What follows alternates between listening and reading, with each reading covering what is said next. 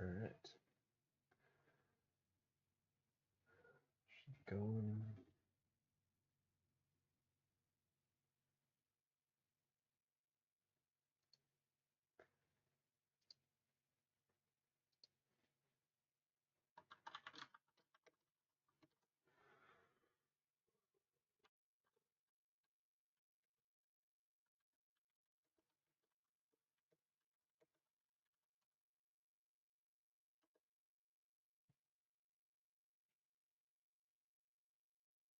All right, let's get started.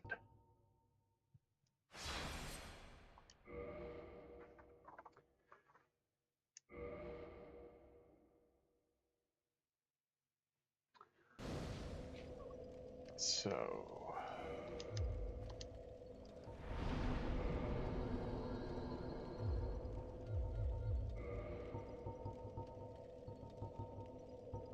God, I got a bunch of garbage here.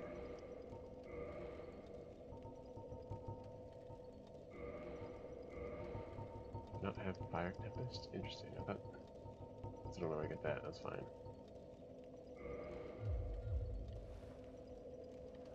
So all we're doing so far is testing damage, and it's pretty boring.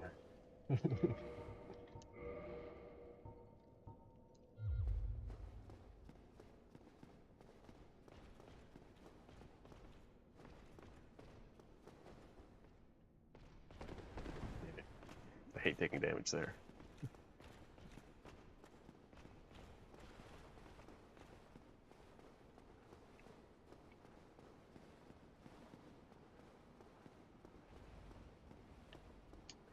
Yeah, I'm gonna have to deal with that, aren't I?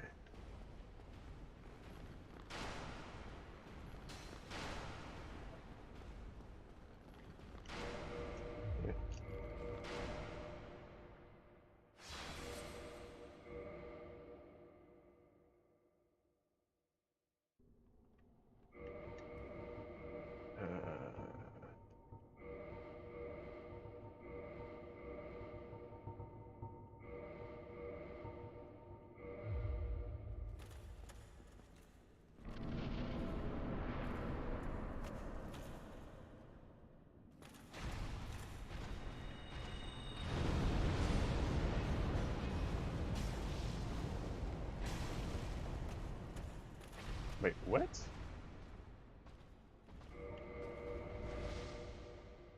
What the hell happened there? Just like took an extra 287 damage for no reason? I don't know.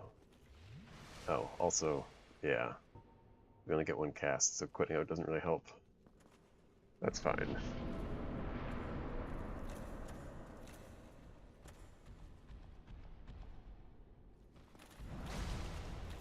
Hey. Welcome on in. Alright, that damage was terrible. But it hit, and I didn't have to aim at all.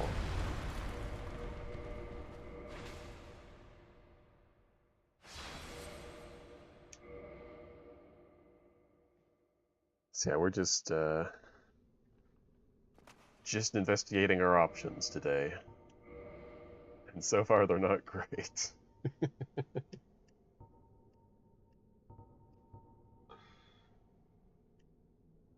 am I?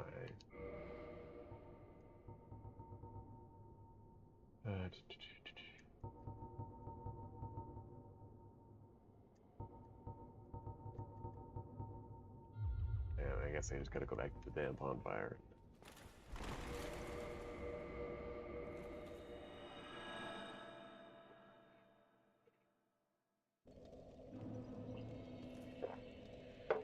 It would be awesome if I could get Chaos Storm to one shot. That would be sick, but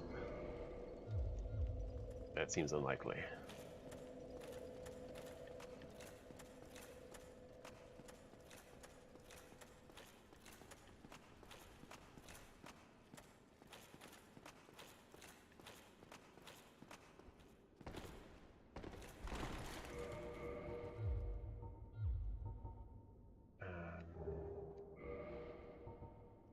I don't know if this affects fire or not. Guess we'll find out.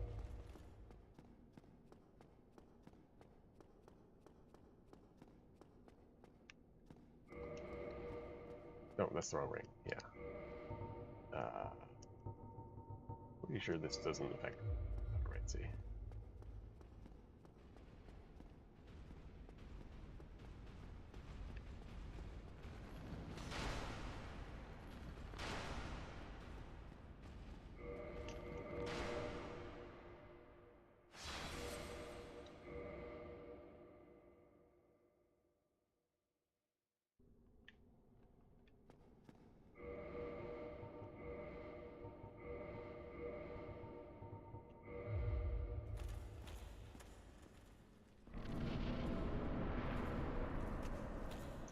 What kind of pattern are we getting today?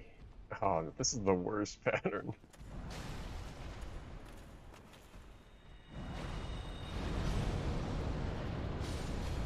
Well, that was a lot of damage.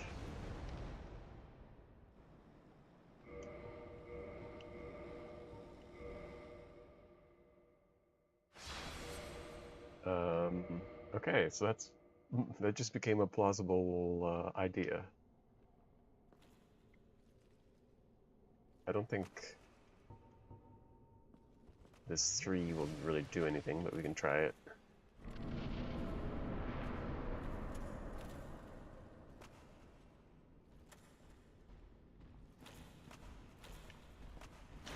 God, Ornstein is the worst sometimes.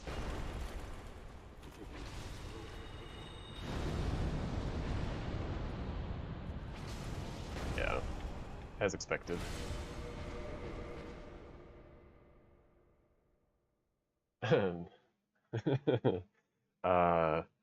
No, you are mistaking me for someone who knows what they're doing.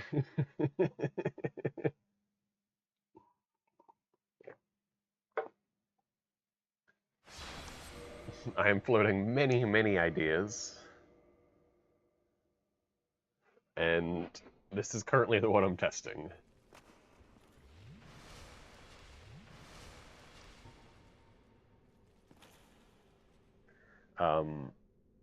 There's a few bosses that are kind of gatekeepers in this run, and Ornstein and Smo is one of them. Because it's just kind of like the craziest boss ever, and how can you possibly predict what's going to happen? And so I'm just testing damage, and the fact that I managed to get a one-shot with Chaos Storm is fantastic.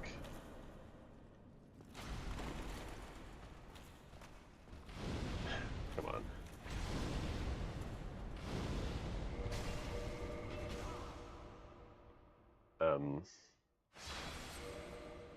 But ultimately, kind of my major ideas right now are probably Black Knight Halberd, but there's issues with the Black Knight Halberd, obviously.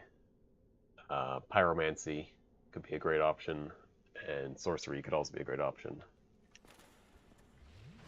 I would love to get my hands on Dark Bead. That would be amazing.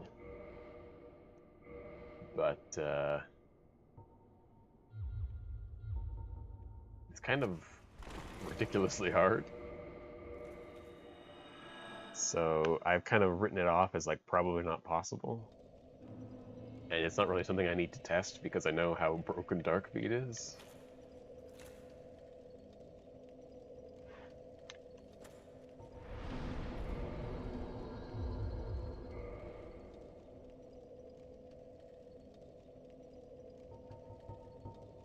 Yeah, so far my 2 starting classes are either Pyromancer or Knight, just because the Knight starts with some heavy armor.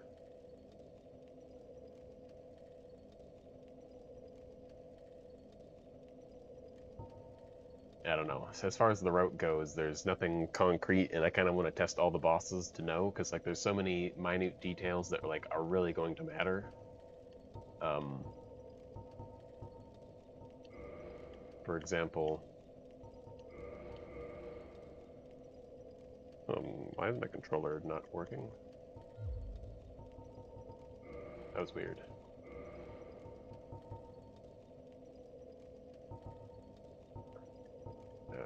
None of this is really helpful, is it? Okay, just test this then.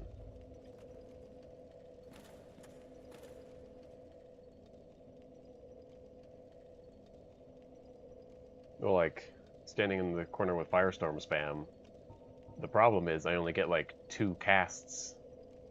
Because you get really 1 cast of Chaos Storm, 1 cast of Firestorm, and then 1 cast of Fire Tempest. So it seems okay until you realize, like, you gotta kill the entire boss with it.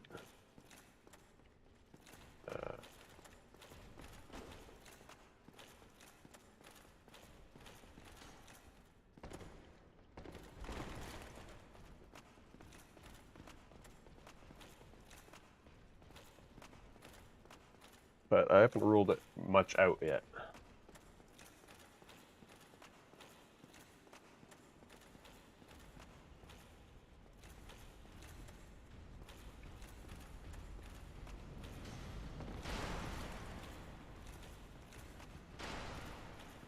So far, glitches are completely allowed. Although, I'm not 100% on if I'm okay with a, what's it called, kill and skip. Because doing an actual kill and skip isn't, like, too hard, and it's probably doable. But it also kind of skips, like, the majority of the game.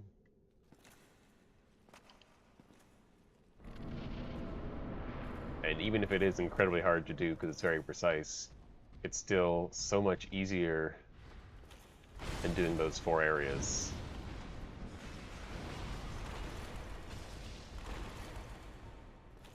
But yeah, I mean, I have never felt like soul stooping was against the rules in anything. Okay, that's not really great damage.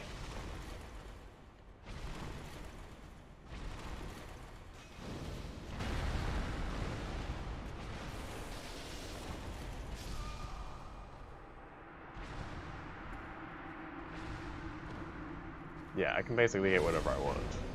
Well, that's not true. There are certain areas of the game which I just don't think I'll ever go. But, for example, I don't think there's a chance in hell I'm ever getting Power Within. Because that thing's hard to get when you can see. Alright, so that's not good damage either. To be clear, this is a fully upgraded flame. Don't do that. Oh, believe me, I know.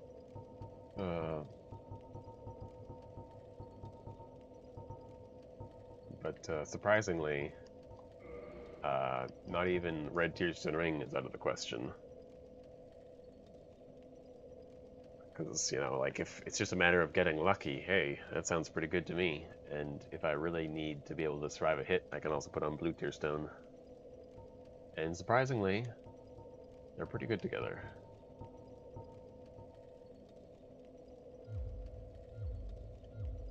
Okay, what else do I have to test here?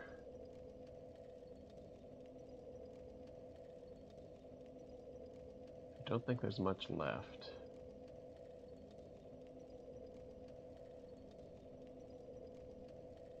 No, not really. I guess that could be worth testing, actually.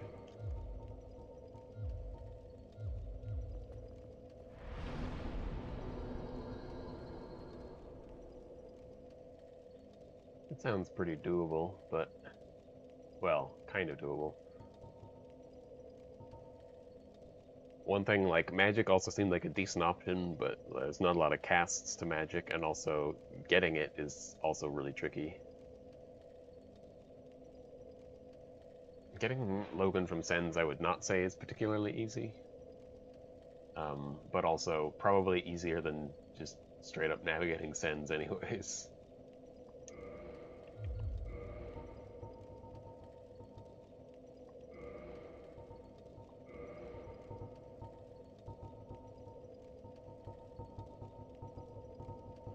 Oh, I thought I had Hush. That's unfortunate.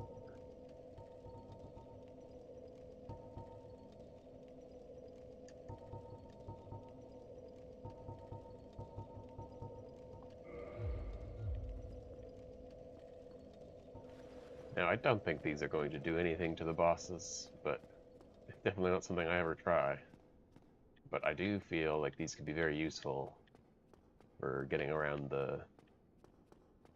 all the enemies in the game.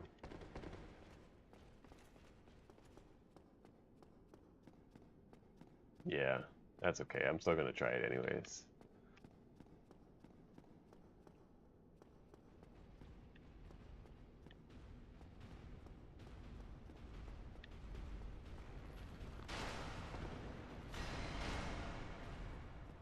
I apparently forgot to grab Hush and Hidden Body, which I wanted to see if that does anything, but I also don't think those affect bosses. Oh, look. It's a noise. Go check it out.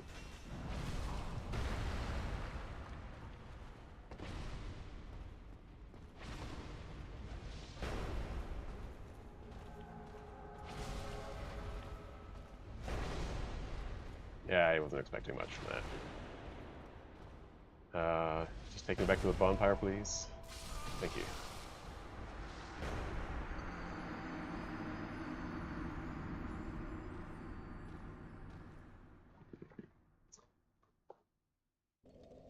Alrighty. I think I can... Well, unless I... No, there's no real point in testing Hidden Body. That's more for, like, routing stuff and, like, getting through big swaths of enemies. So, I think I'm just gonna take Ornstein and Smo down.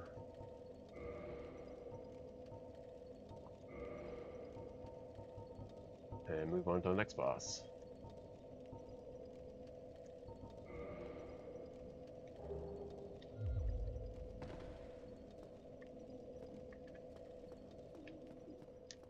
Oh, I guess I could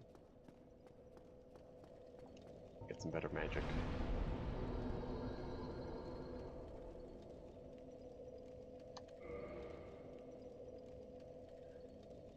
Yeah, I'm still on the fence about Crown of Dusk, because it is obviously going to be very, very tricky to get, but also, with all the time in the world, you can just snipe them from a distance.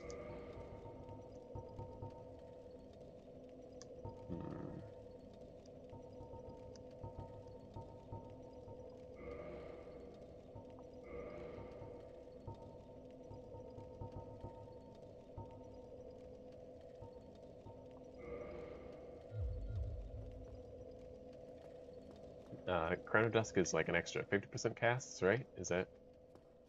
I so rarely use magic that I honestly forget it exists a lot. Oh, barely.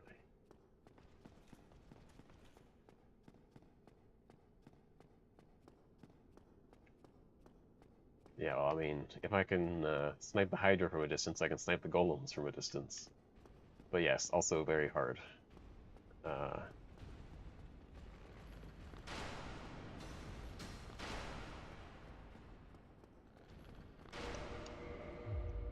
Oh, what am I doing? I can just fight.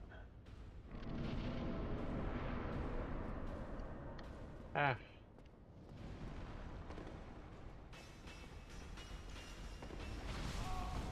You guys cheat, you know that?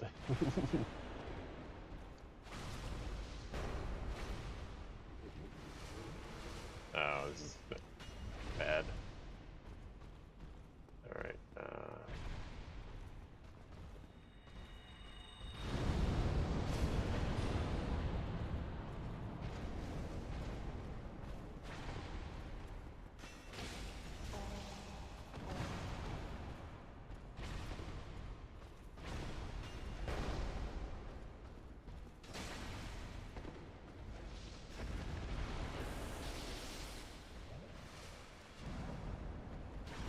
ow.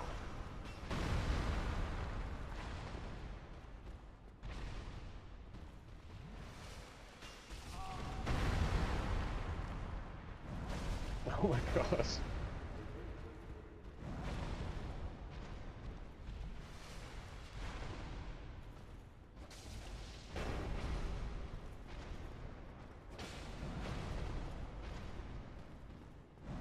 I am really wishing that I had a faster roll right now.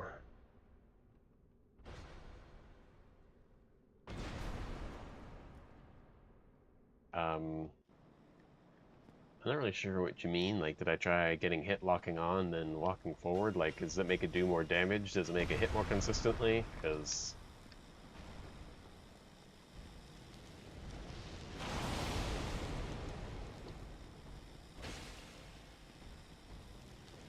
I'm really only concerned with damage right now.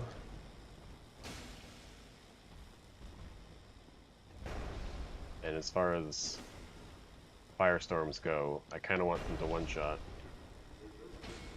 Yeah, like, that kind of routing, or like, manipulation and stuff like that, like, that's not what I'm really working on right now.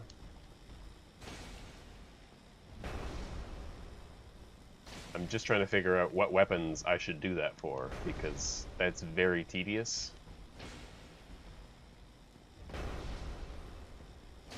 And I don't really want to do that until I feel like I've got a strat, at least.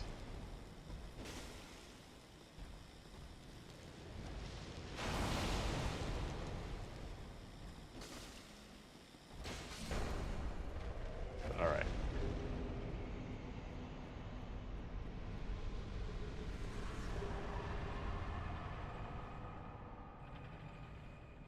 I mean, melee does have its advantages.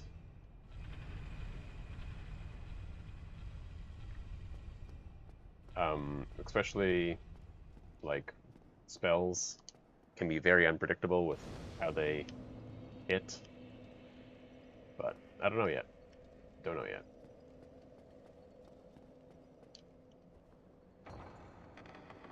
I'm definitely not ruling out it as an option, especially for some enemies.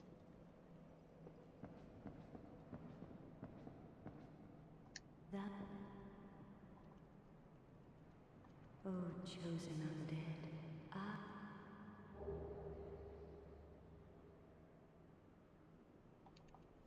I mean, that goes for everything. Right? It doesn't make it easier to cast spells if I don't know the enemy is.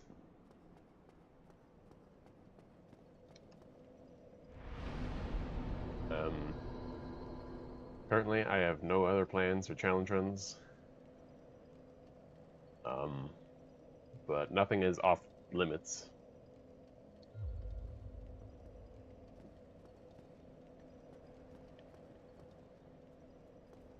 Yeah, but melee attacks also have tracking. Like, my guy will constantly turn to hit the enemy. And I know that's not necessarily tracking, but...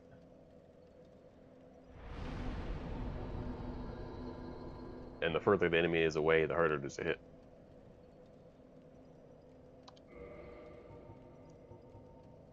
Alright, who's next?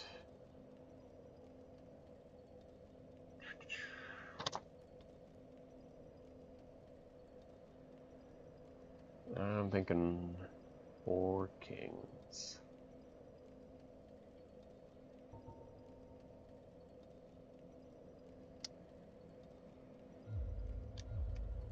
But first, I would like to prep my stuff.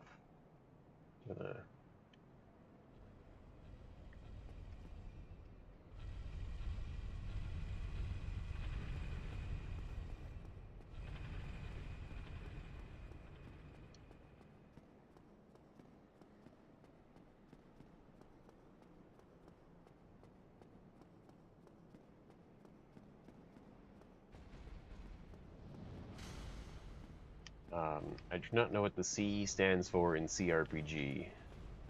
So, my initial response is no, I do not like CRPGs because I do not know what they are. And it's difficult to like something that you don't know what it is.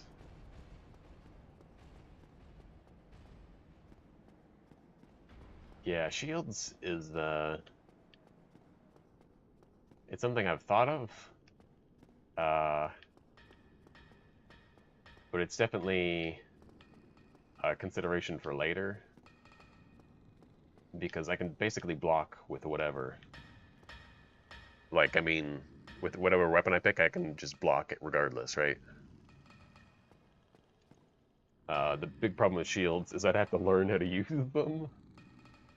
Because I don't know if you've noticed, I don't generally use shields ever.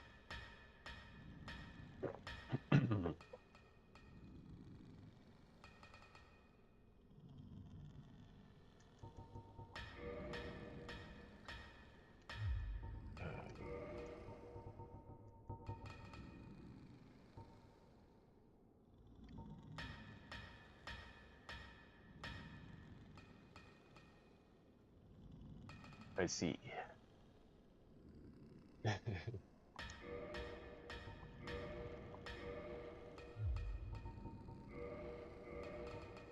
That's a few too many.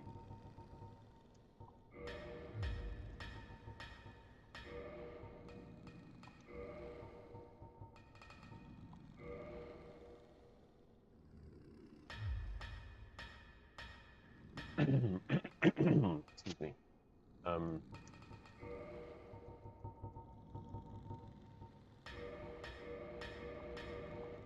Yeah, I have no issue with games like that. The only issue, or the only real issue, is I don't really know any of them really that well at all. Ah, chunks are going to be the limiting factor, are they?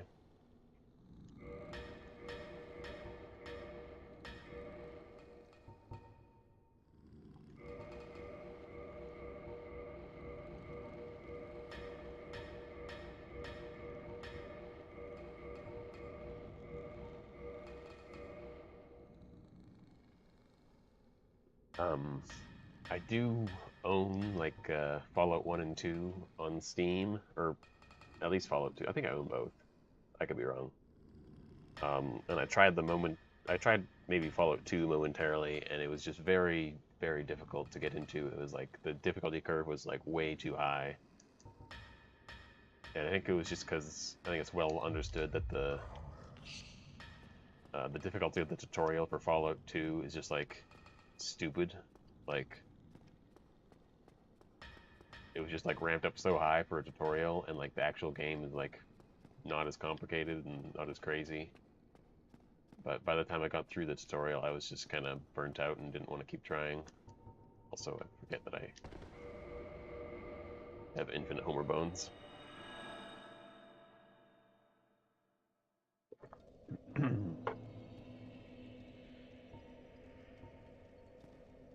But I'm definitely interested in games like that. I just haven't played a lot of them, and it's difficult to come up with challenges in games that you don't know.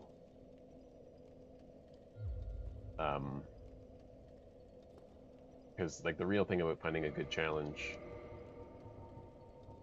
is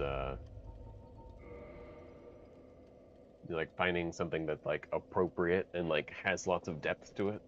Because if there's no depth to the challenge, it's not interesting.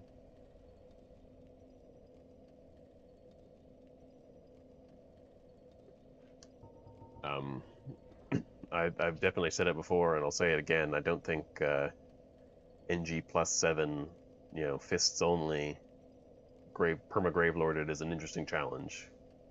Because it literally, like, yes, it's probably one of the most difficult things you could possibly ever conceive of. But it's also the most limiting thing you could ever imagine. Like, you literally have no option but to use your fists to punch things for 10 hours. Like, and so the more you understand the game, the more you can come up with interesting challenges, and then also know how to subvert them too. I don't know what I want this probably. Okay.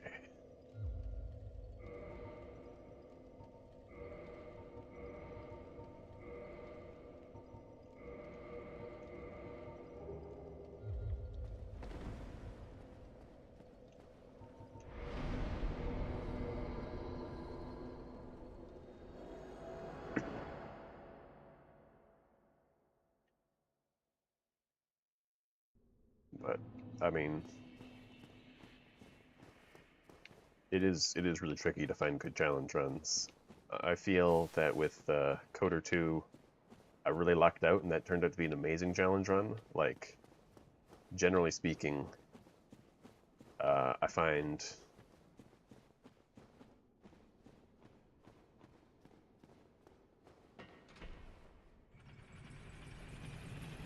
Yeah, that's exactly the kind of challenge that I will never ever do.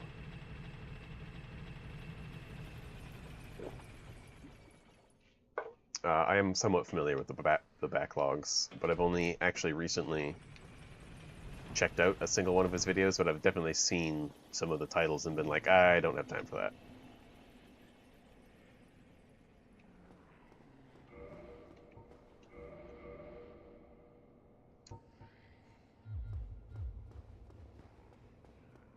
Perhaps I should start with this. And maybe take this damn thing off for now. There we go. Ah, feels good. But yeah, as I think I was saying, so in Dark Souls, the Soul Level 1 is a pretty like common challenge, and I actually think Soul Level 1 is pretty boring. Like, it's interesting that it's like doable, but given that so many people do the challenge, and it's kind of a solved challenge, like everyone knows all the possible ways to complete it,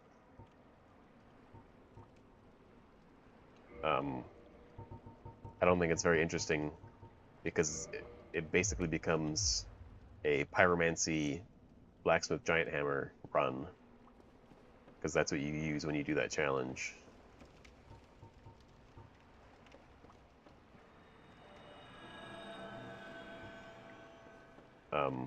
But that's not necessarily to say that like level 1 challenges are boring in general. It just so happens that I think in Dark Souls they're very uninteresting because they limit you in very simple ways that are very predictable.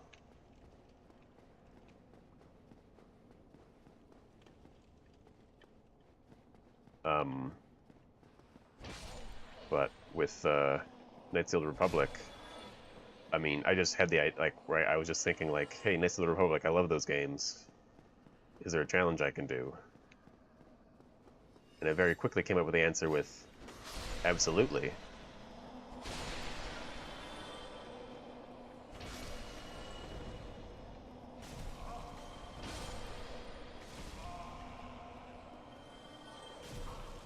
And like a lot will affect whether or not a challenge works. Like with Dark Souls, every challenge you've got to kill a bunch of bosses. Like, that's required. And so if you're not having to find creative ways to kill bosses, your challenge sucks. Generally speaking.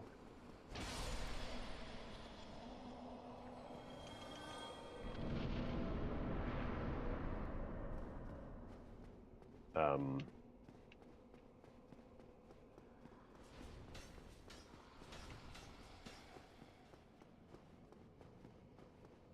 I lost my train of thought.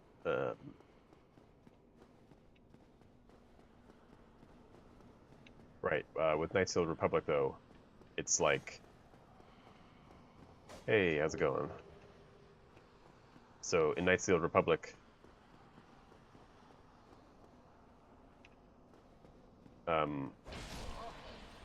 well, not honestly, no one does challenges for Knights of the Republic that I'm aware of. That's not entirely true. People, speedrunning people do, occasionally.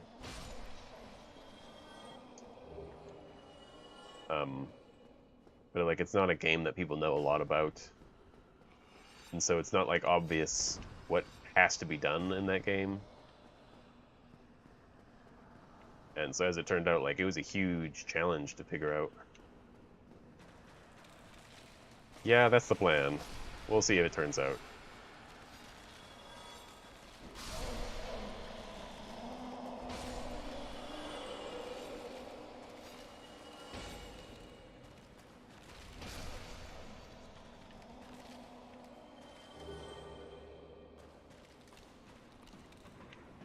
Um,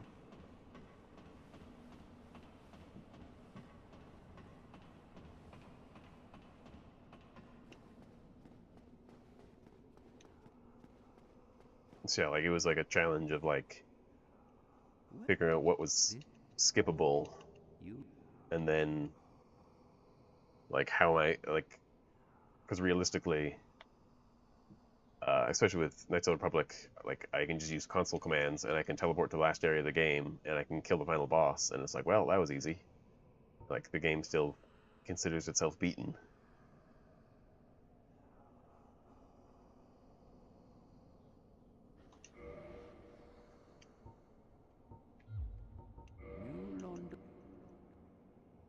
Did he give me? Oh, he did give me the key. Okay, I'm getting distracted. So I guess it'd be a good time to explain. Yeah, all right. Just exactly why I'm doing this challenge. And the reason I'm doing this challenge is because it has been a dream of mine for a very, very long time. Because I believe it's possible, and I think people are overestimating how difficult it is.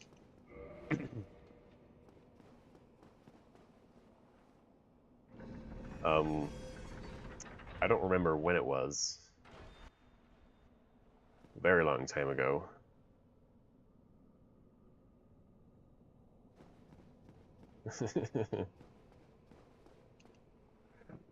That is the exact opposite of a challenge run, but I like the way you think.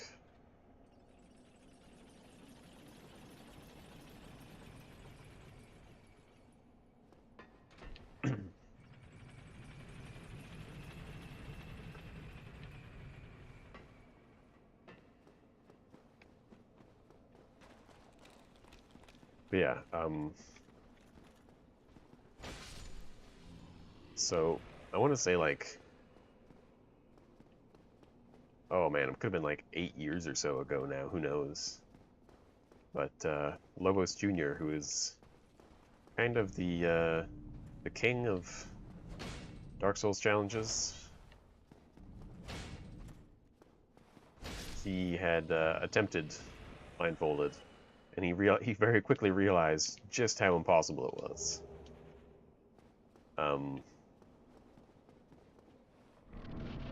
And he eventually abandoned it when he decided that it wasn't.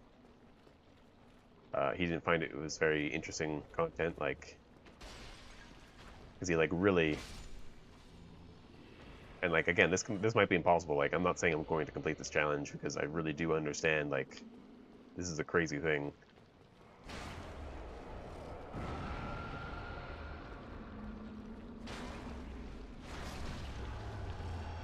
But he attempted it and failed. And in that moment, I just felt like this could be done. I could do this.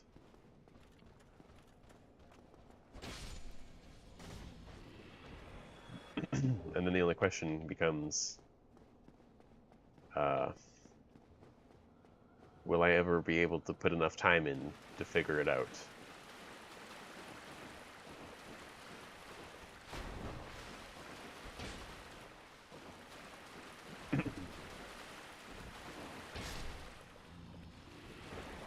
But I believe he ended up revising the challenge several times, where like he started out, you know, expecting to just do regular blindfolded, and then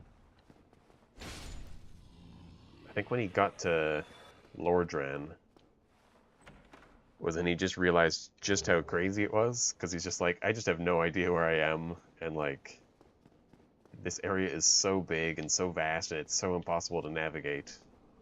Like this would just take forever. And so then he eventually, he had, I think, he tried it where he had someone beside him, like, telling him what was happening and giving him instructions, and so he's still blindfolded, but... Oh, damn it. But, you know, obviously, it's... You think it'd be significantly easier, but it just turned out... that the person standing beside you giving you instructions was really not that helpful.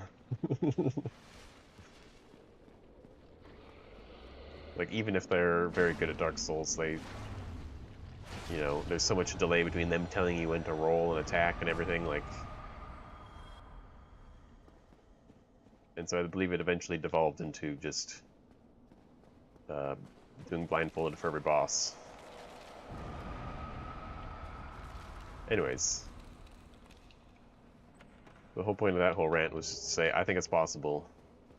I know there are some pretty silly strats that you can use to trivialize bosses, and I would like to make it a reality. I do consider it to be the ultimate challenge run.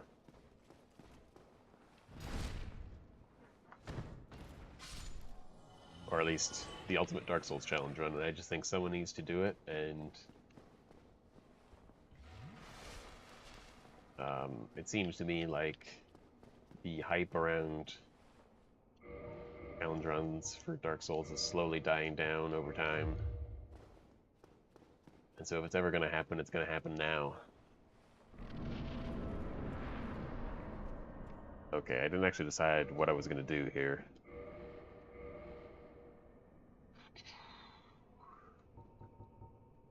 Alright.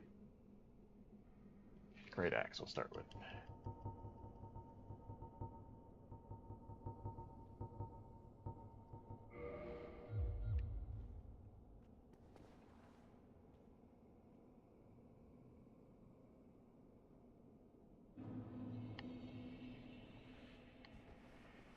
Alright, now I believe he always spawns to the left. Leftish. Okay.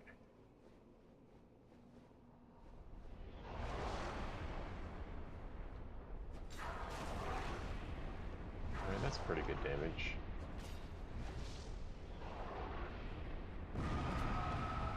Shit. Oh, I might be screwed. What the hell? Oh my god. Help. I screwed up my controls there.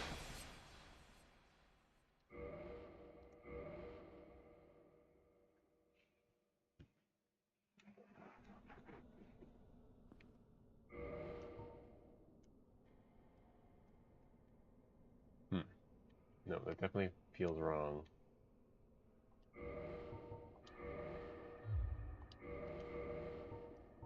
Yeah. There we go. It feels less ridiculous.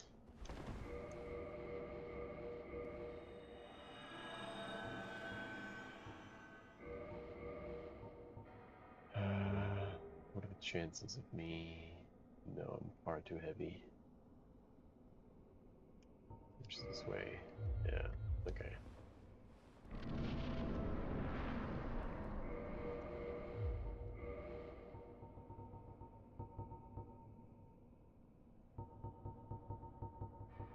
Am I going to do Four Kings first? No idea.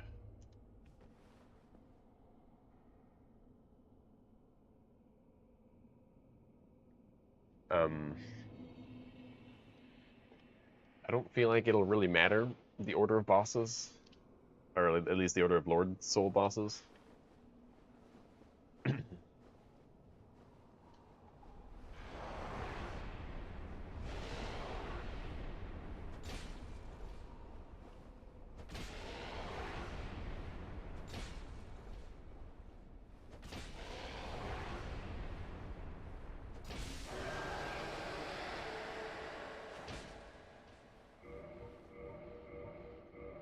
So I'm just doing them in kind of the order of who's most convenient for me to test right now. And I find Four Kings to be very convenient. So, interesting. I forgot that the Four Kings has really weird mechanics where the health bar takes different damage than the Kings do, but that might just be numbers, I don't know. I'd have to go watch Limit Breakers again on his How Many Four Kings Can There Be video, but it seemed like it was about the same as the Great Axe, although the Great Axe is significantly harder to get. And so I'm slowly realizing that the Great Axe is just not going to be a possibility, at least for any boss other than Gwyn.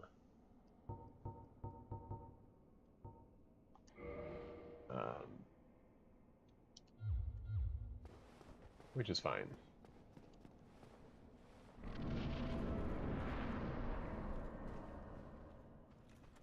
But I do think that it's possible that the Great Axe might be the best weapon for Gwyn. Don't know. I guess I'll start running towards him, maybe. Nope, he... I don't know if I screwed that up or...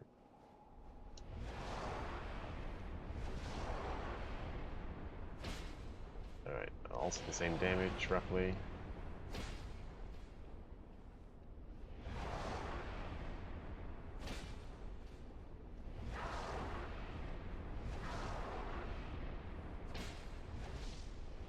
We'll just take it.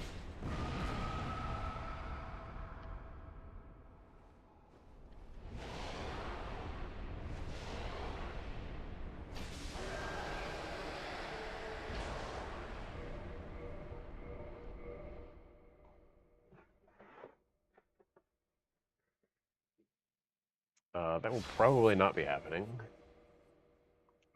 given that if I do complete this challenge, or even fail it, I suspect I will not be touching Dark Souls for a while.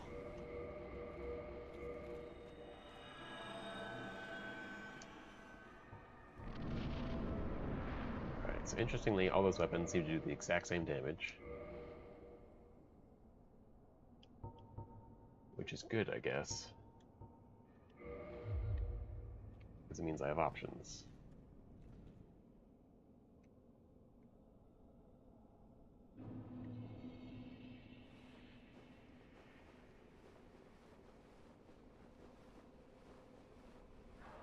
Okay.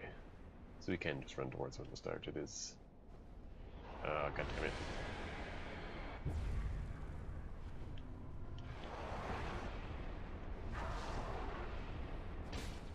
Oh yeah, that's some damage, alright. We gotta test out this one. Oops. Okay, gotta wait. Okay. Alright, that's respectable.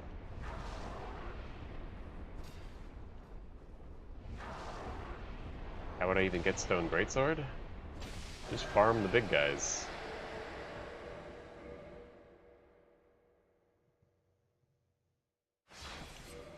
Get to the Darkroot Garden bonfire, run down the little ramp area, smash those guys.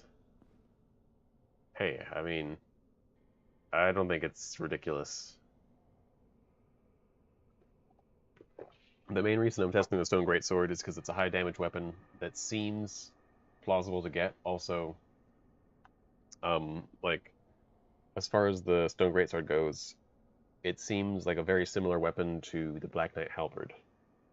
The damage is usually worse, but the Black Knight Halberd requires killing a Black Knight, which is probably doable, but also is a random drop, which means I have to keep doing the Asylum over and over again, and then getting down through the Valley of the Drakes, and then killing the Black Knight Halberd and hoping to get it, which is also crazy. And so, in that realm, I consider the Stone Greatsword to be reasonable. And as well, with the Stone Greatsword,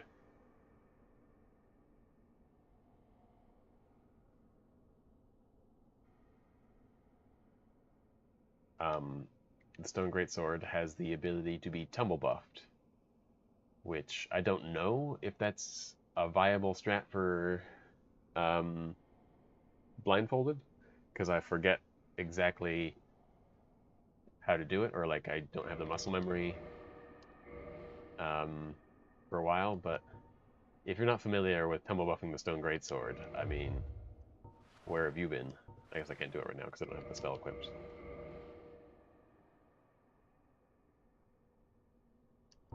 But to be clear, I'm testing all weapons on, or I'm testing most weapons on most bosses, just to get an idea of, you know, what point, you know, what weapons are good for which bosses, and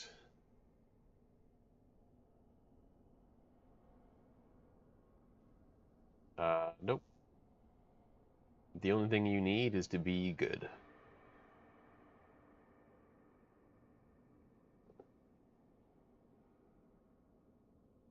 And obviously, Stone Greatsword with tumble buffing could be very, very strong if I'm blindfolded. This is Prepare to Die edition, yes. I do not play that garbage version because it is garbage and not Prepare to Die edition.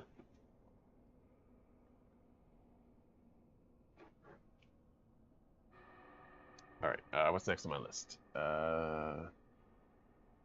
Yeah, I think at this point I don't have to keep testing these weapons, but I will anyways. Because I got them, and I'm here. But I just want to get an idea of just how much damage you can do with some craptacular weapons.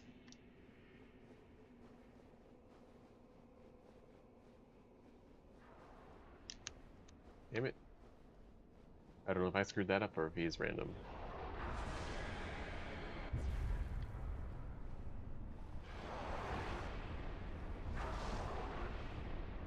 And that's garbage. Okay, let's get out.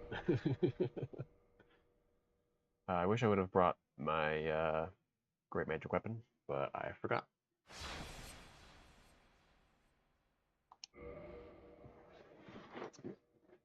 Great Scythe is probably not terrible. It's definitely not my favorite weapon, and it's also very clangy, as in it likes to clip into walls and stuff, and so I didn't grab it because I felt like it would be more of a pain than anything. But it's possible. As far as like regular weapons, I'm really only considering ones that are easy to grab. Because if it turns out that navigating this world is like so ridiculous that it's actually just easier to use crappy weapons, then I would only want to grab ones that are easy. And the Bastard Sword and the Warpick are the two I'm considering right now because they're both available at Andre, which is really early on, so I can just upgrade them straight, and then I don't have to worry about getting too much, farming too many upgrade materials or anything like that.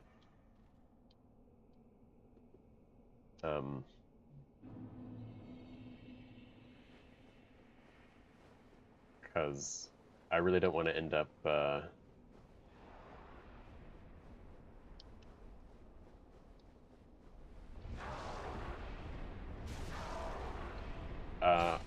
I'm not convinced that Dragon Tooth is a good option, but it could be in some situations, but I don't feel the need to test it.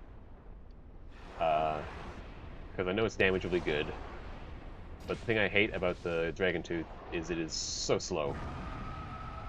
And being slow is actually a huge issue for being blindfolded, because I don't actually know when my attack opportunities are, and I don't have a great metric of knowing when we get staggered by not having enough poise, etc. I'm trying to think of an example of when I was, because I've already beaten this game once doing testing, where I was mostly just running through and getting some ideas and checking out the route. And I was using, I can't remember what weapon I was using, but it became very quickly apparent that it was a terrible, terrible option because of how slow it was. Because you run into the boss fight and you're just expecting to basically spam attack and hope you win. And then you get staggered and you miss a bunch and you're wasting so much stamina swinging it. So I think generally like slower weapons aren't going to work, which, I mean, the reason why Great Axe is here, the reason why Albert is here, is because they are very fast, very high damage weapons. Specifically, the Great Axe is mostly here because I know for a fact that it is excellent at killing Gwyn. It is a 2-stagger weapon that attacks very fast and does very high damage. I believe that was the first way I ever killed Gwyn, was basically Power Within, full Havels, Black Knight Great Axe, and just comboed him to death.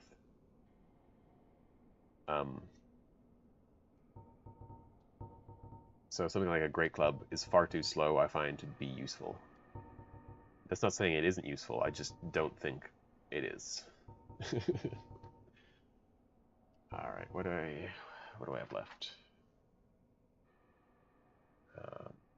Right. I was originally planning on using the Silver Knight Straight Sword, or I was testing it out anyways, and it just seems that its damage is absolute shit.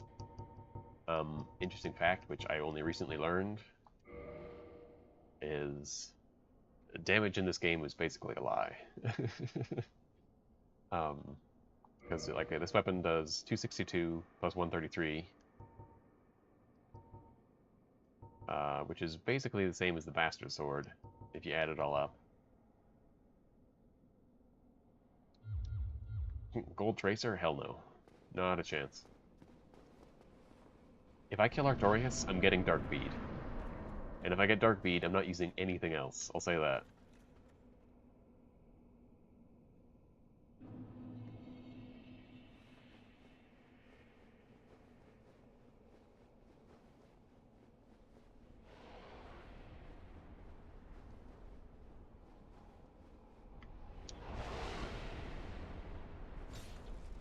So yeah. Right there. So their damage numbers are basically identical, we'll say. Yet the Bastard Sword does more damage. And so I only recently stumbled across a little forum, which I found very insightful. I'll actually quickly grab it here, because I find it to be very, very interesting.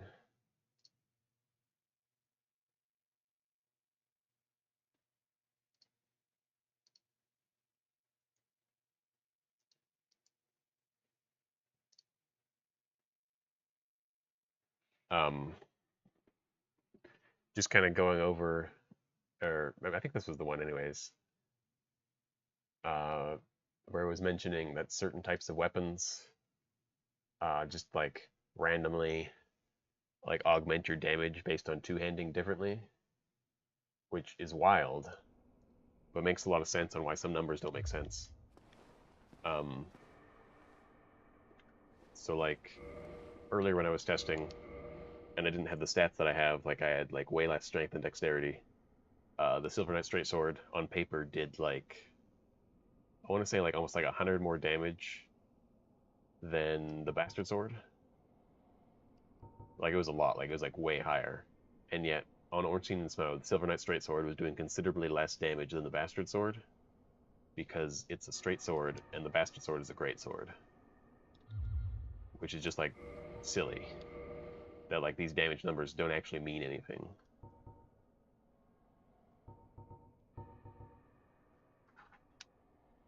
Alright, do I have anything left to test? Not really.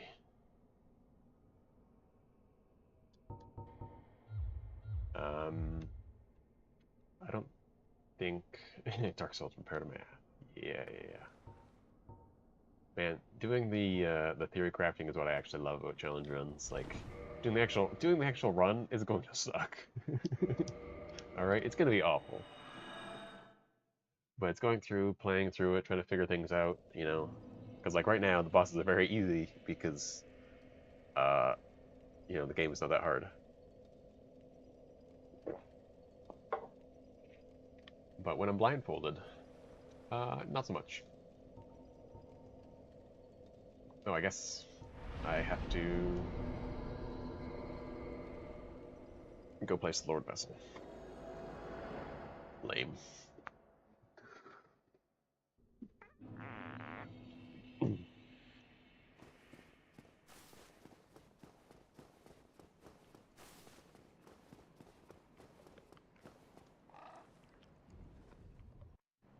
Yep.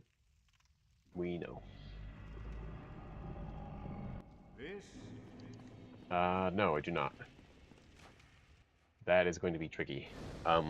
One thing that I'm still considering is, and I can't believe I'm considering this, but is the dingy robes worth grabbing? Because I have the option of losing Firelink Shrine, as you do, which gives me access to the dingy set. And it also gives me access, or, oh no, that's not true. No, no, no. Yeah, it does. Yeah. Uh, you know what the dingy set is? That's what I'm wearing right now.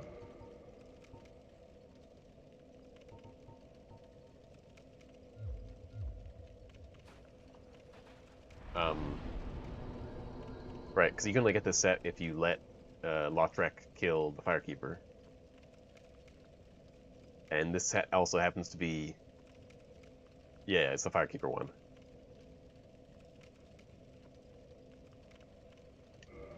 You can only... Or sorry, it happens to be, in my opinion, one of the best in the game. Where it's lightweight and good resistances.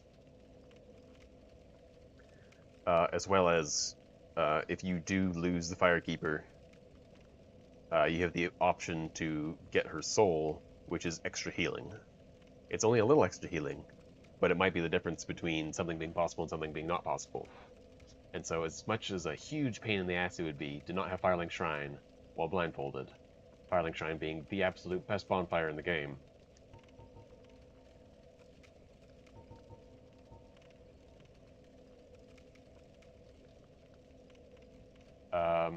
that's not the only consideration to make. Like, dodging isn't the only thing I care about, although dodge rolling I do care about. But weight also affects your speed.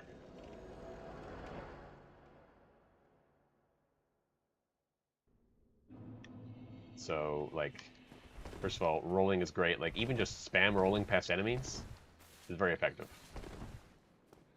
Um, as well, uh, it's not the best form of normalized movement, but rolling moves you a very set distance, and so it is useful for gauging distance when you can't see. But here, I'll just also weight affects stamina regeneration. Like, weight affects so many things.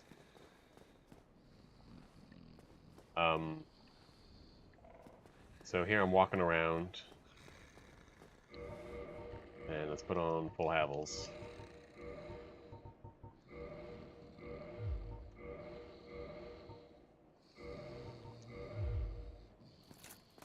I'm actually walking slower. And you do run slower as well when you're heavy.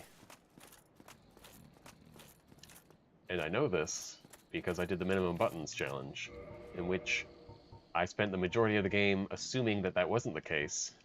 And then I took off all my armor and I was like, oh my god, I'm actually faster. Why didn't I learn about this sooner?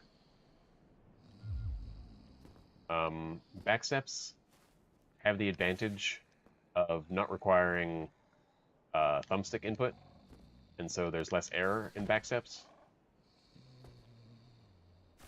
Right? Because once you set your direction, a backstep will always take you directly backwards.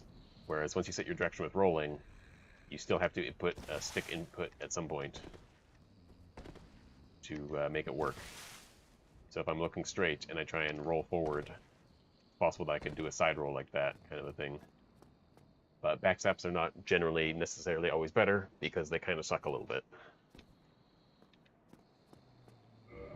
But I don't know. That's still not something I'm really working on right now.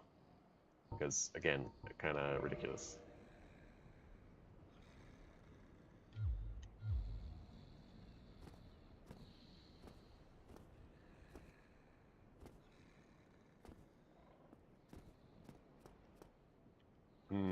Like, are you suggesting that like rolls don't like move you around? Like, I don't know what you're saying exactly. Like, I feel like you're just as likely to get caught somewhere with a backstep as you are with a roll. So I'm not sure what your point is, but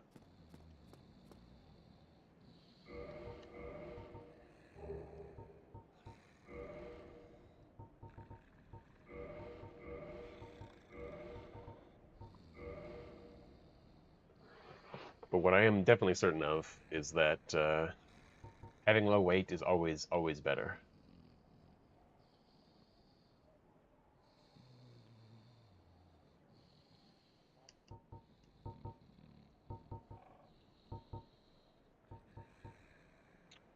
Um, Perhaps this will be fine.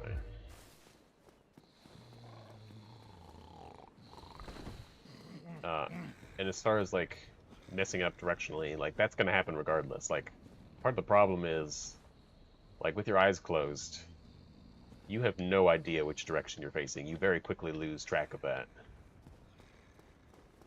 And so, given that you have to set it anyways, like, with backsteps, I have to set it, like, moving at some point. Because backsteps, importantly, can't change your direction. I'm going to have to use thumbsticks regardless, so I don't see a difference between the two.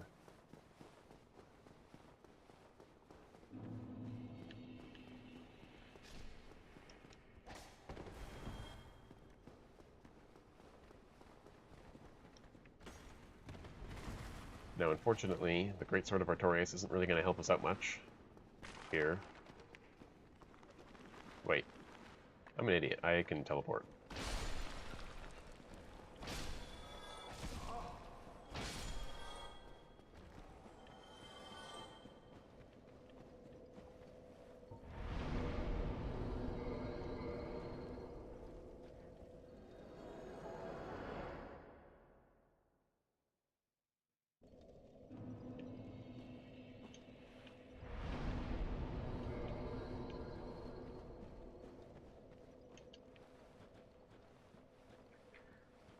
I would be very interested in that if that were true, but I don't see what you see.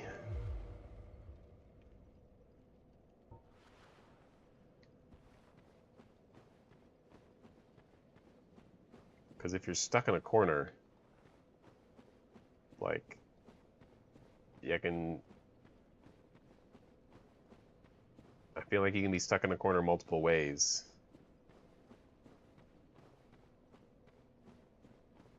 So I'm not sure how backstepping helps. And also, I'm stuck in the corner with rolling.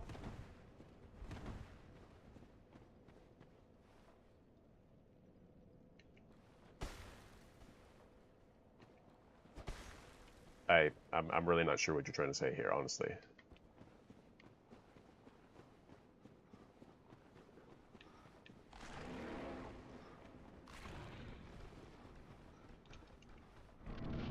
Like, yes, you can get stuck in a corner, but even know you're stuck in a corner, like some corners, sure, you can know you're stuck in them, but you can't necessarily know which direction you're stuck in them.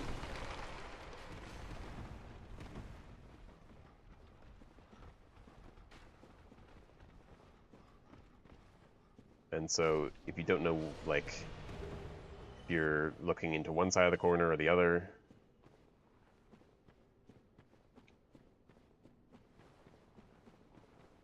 right, but, oh shit, I need to be human. Okay. I was under the impression that we were talking in terms of, like, back steps versus rolling, getting into corners, because I thought that was what you said. You said back steps will also eventually get you into a corner, and I don't see that as being the case. I don't understand that, but whatever. Oh, I gotta get human.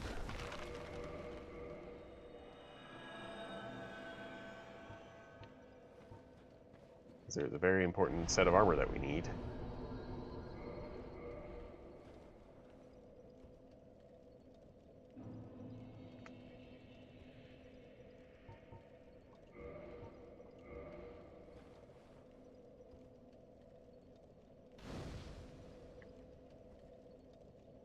But a huge thing, I think, is going to be... There's going to be a lot of places where you can get stuck that you're not aware that you can get stuck. It's...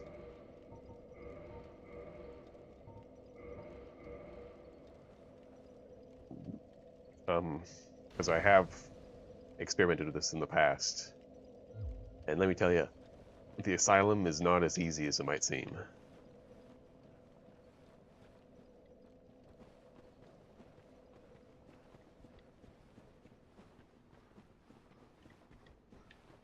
I mean, realistically, the early game is going to be the hardest, because trying to get past that kind of power spike of You know, being able to get enough souls to get strong weapons and getting past certain bosses that unlock that.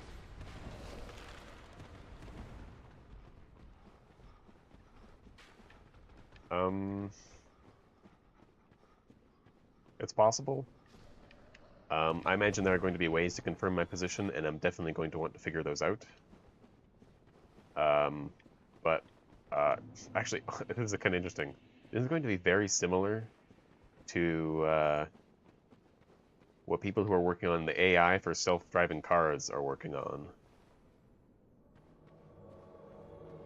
Because what you're essentially doing is you're trying to create like a set of rules that will allow you to know where you are in relation to other things, etc., etc.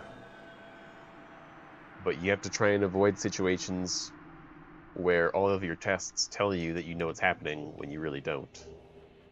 All those use cases where, you know, like, if you think to yourself, if there's something in front of you and something beside you, then you know you're in a corner, but like, what if it just so happens that in this one very specific scenario, something appears to be that way, but you're not actually in a corner? I don't know if that comes across very clearly, but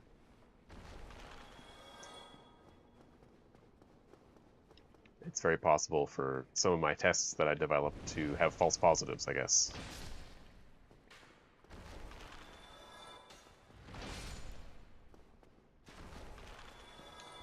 Oh, damn. Ah, shit.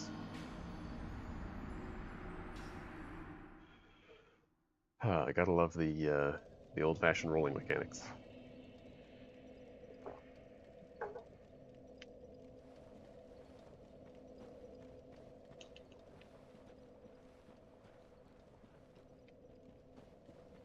Well, like, the tests should be consistent in those corners. That's not the problem.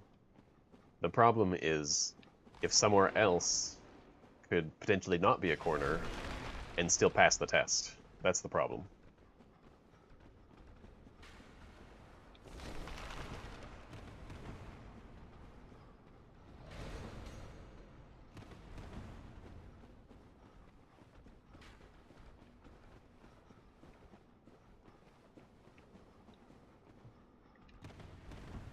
Well, that's the point, is you don't know where you are, right? Like, you're trying to get into this corner consistently, and then you want to test to make sure you're in that corner.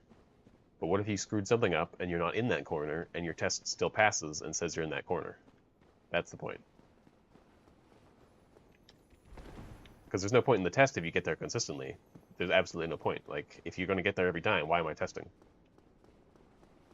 So you have to accept that by performing tests, that there's room for failure. That's the point.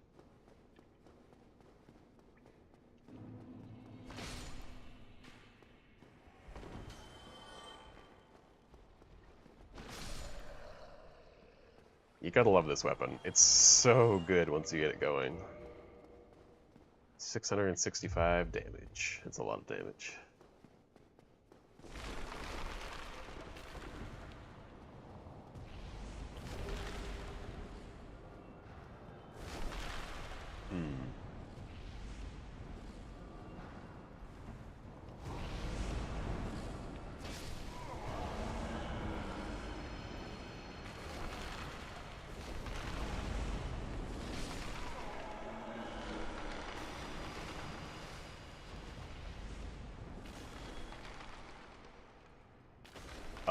I don't believe that's possible. I have tested it before, and I can do a little... Actually, I can't really test right now. But I can show you what I'm talking about. I believe this came up in the minimum buttons video.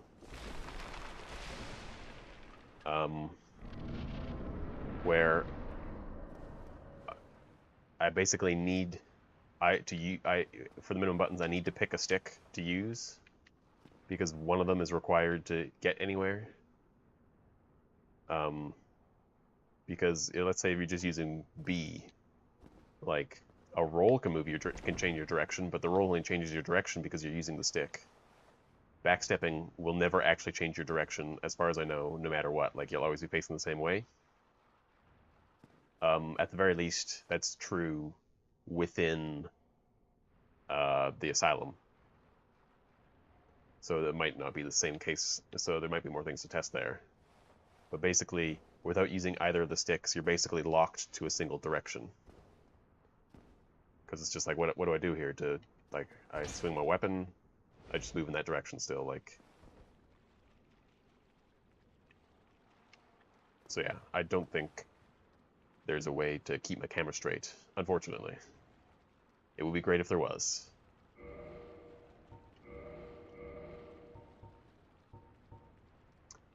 It's going to be fun to decide whether or not this should be on or not.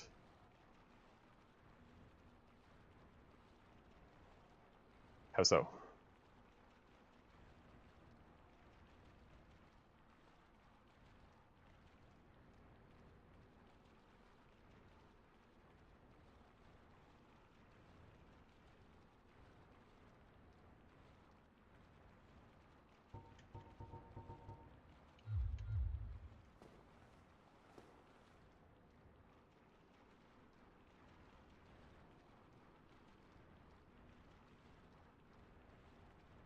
Because, I mean, as I said, I did extensive tests within the asylum.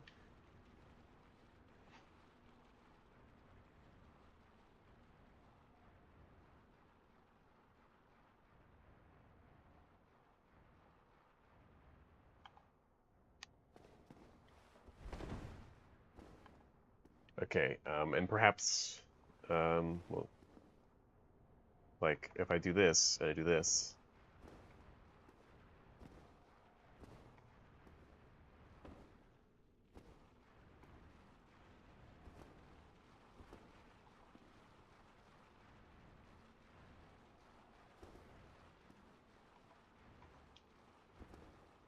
I'm not really seeing how this gets me somewhere. I mean, there's definitely also things that could be useful, but like what I'm trying to figure out is, or at least to your point, is kind of like if you can just leave the camera without ever touching it, and I think like it doesn't really matter because like this this lock back forward will only ever take you to the direction you're already stuck facing. But yeah, no, I absolutely.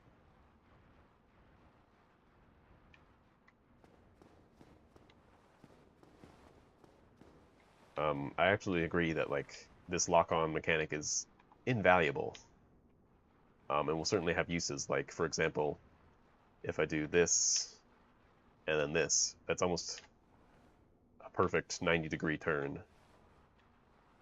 There's obviously some room for error, but no. All right. I'm not sure if I actually need to test anything with Nito, because he's just an easy boss. I don't actually think there's going to be any issues on Nito. I just need him to die.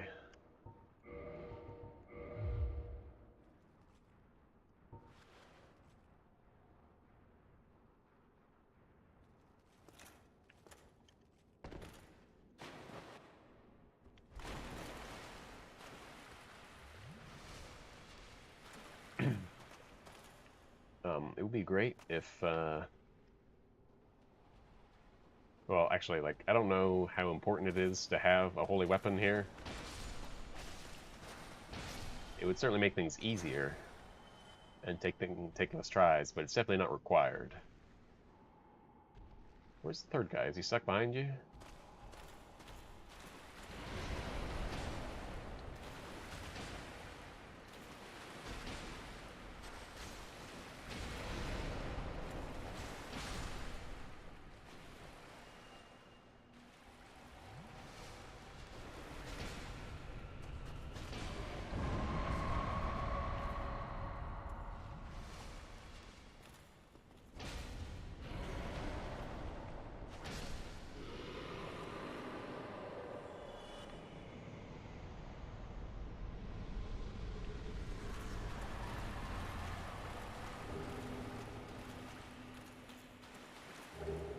There we go. That's what we wanted.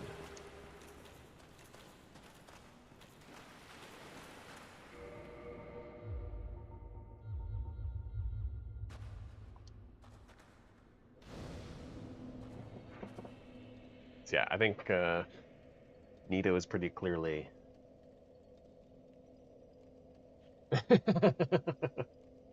Yeah, that'll be the real part of the boss fight, isn't it? Actually, realistically, I don't need to. I can just homeward bone out. Like, there's no reason to actually light this bonfire.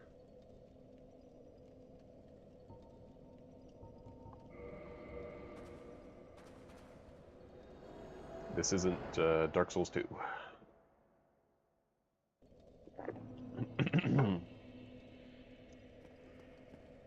Although I would forgive anyone for thinking that, because in Dark Souls 2, it's like very ingrained into you that you have to light the bonfires. Oh my god. Four Kings would be the best.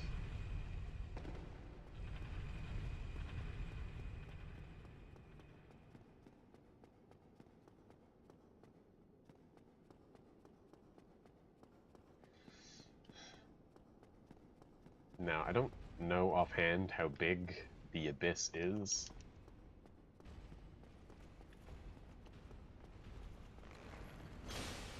But I have to imagine, like, at some point, like, people would be like, oh yeah, like, he's nowhere near the bonfire kind of a thing, and then after a certain point, it'd just be like, no one would know what, like any outside observer would be like, I don't know which direction he's got to go, kind of a thing. Like, he's lost. We can't help, kind of a thing. But I'm sure there will be a way to do it, especially if you do Four Kings early. You could probably use Koth as a guide, but that would still be tricky. Very tricky. Okay, twinkling. Perfect.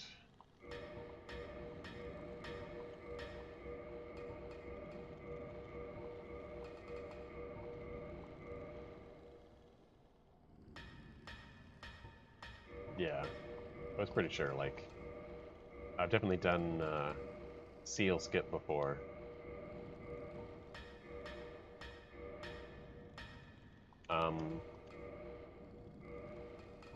It probably is, to be honest. I can't recall a time where the bonfire wasn't forward and to the right.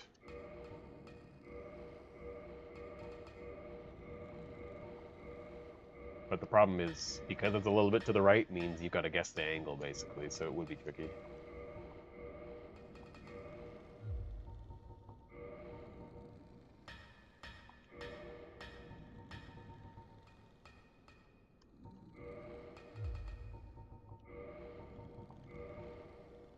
Oops, that's...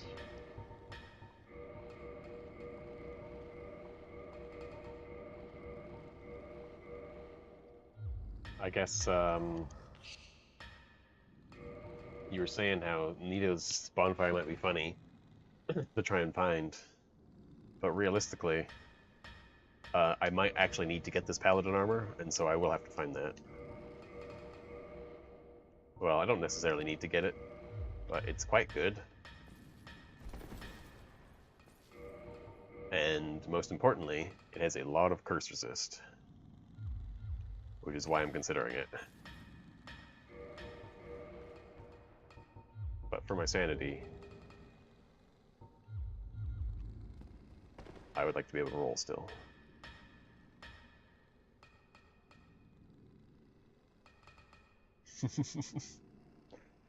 I could do a lot of things with that editing-wise, yeah. Alright, who's next?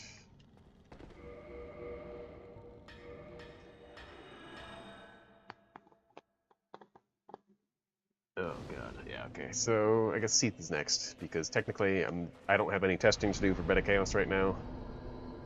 I have no interest in trying to find a consistent setup at the moment. It does not sound like fun. So Analondo.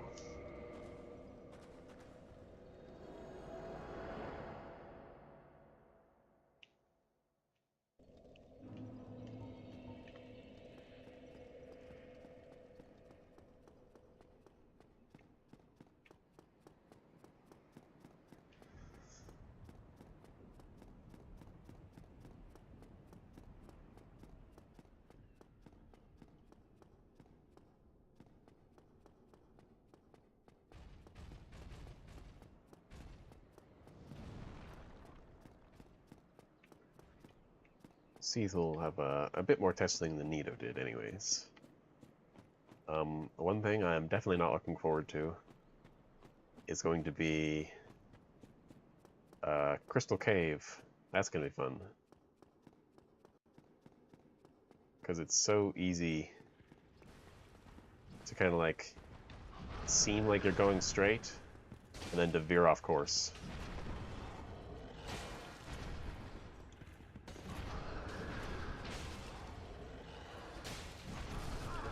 Damn.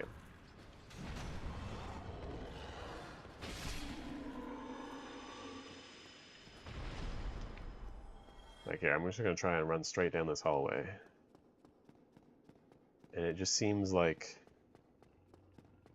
and it could be my controller too, which is actually why I've bought a new one.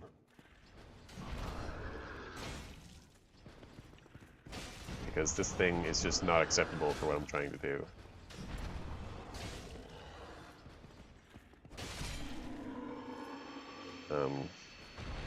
Actually, yeah, that's interesting.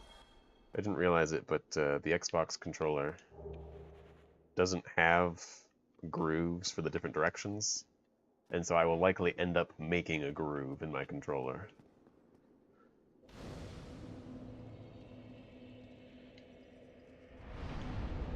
And hopefully, if I do that, I can go straight consistently. But as it is, it's kind of just on a whim to get forward and back proper.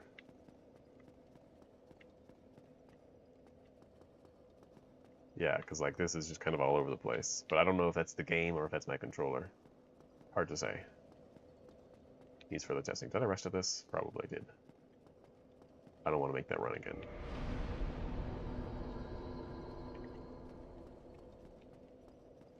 Oh, that's true. Yeah, I forgot that keyboard is also an option. I just know that I've never used keyboard, which might be a good thing. But obviously mouse can really mess with things, I think. But yeah, definitely a possibility. Just a problem to be solved later.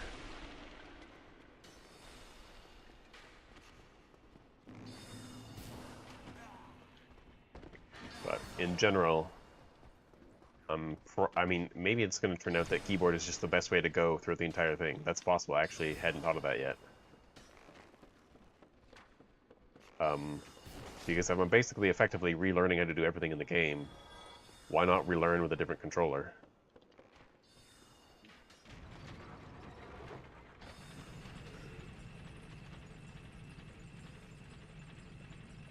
And by controller, I do mean keyboard.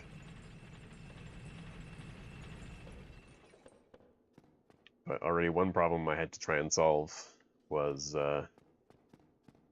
I got a controller that has its own charging cord, so that I don't have to worry about my batteries dying in the middle of a run. And you're obviously not having any idea that it's happened, and not having a great way of checking. It's a very hard problem to solve.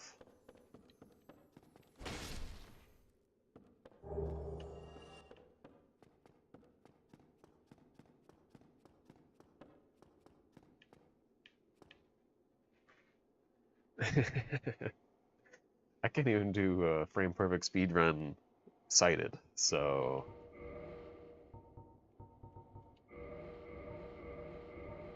that's probably not happening.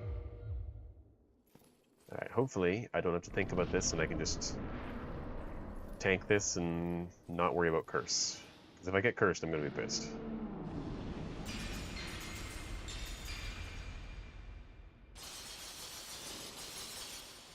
Yeah, good.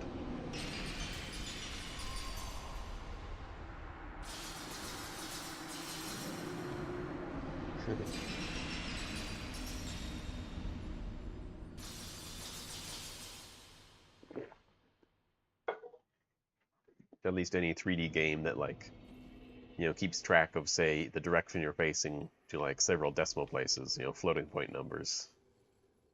Yeah, that's pretty impossible to do.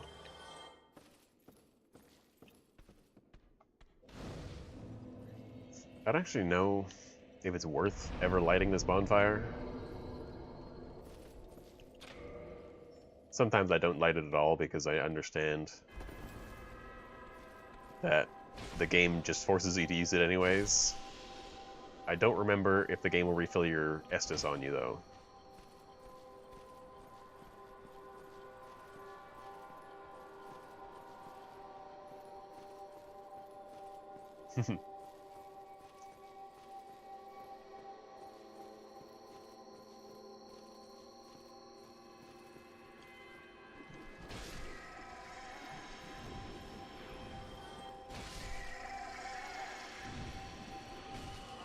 I hate these guys. Oh, they're probably girls, but...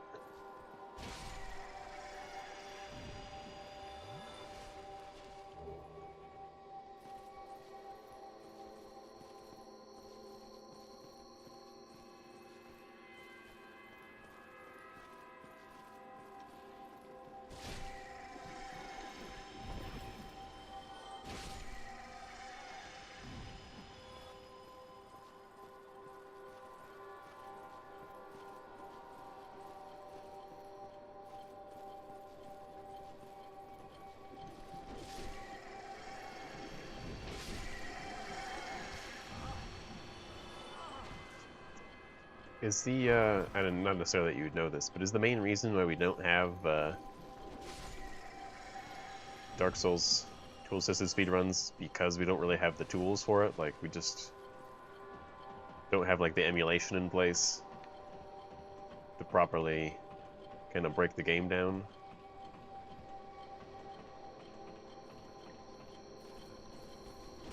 Or is it just too technical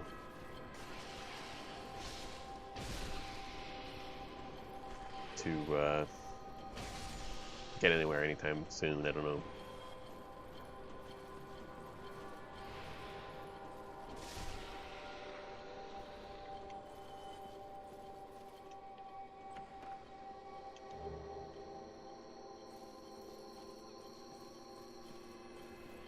Yeah, okay.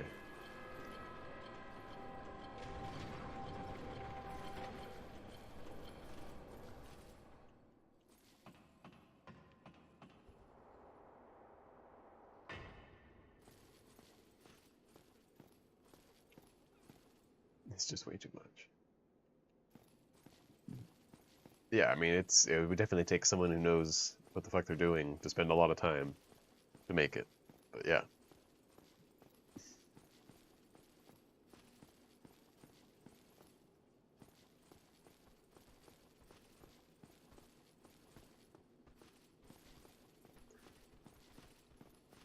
I think the main thing, too, is there's not a lot of incentive for it. Like, the runners, especially, I mean, obviously this applies to a lot of games, but specifically Dark Souls, the runners are already very, very good at it, and, you know, they're willing to grind away until they get what they're looking for.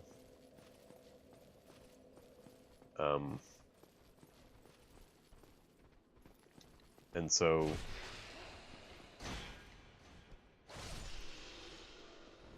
it's just kind of like, I don't know how many glitches there are in Souls games where people are just like, oh no, that's not possible for a human to do. Like, most of them are human viable. Like, I'm not aware of others that aren't, but I'm not saying they don't exist.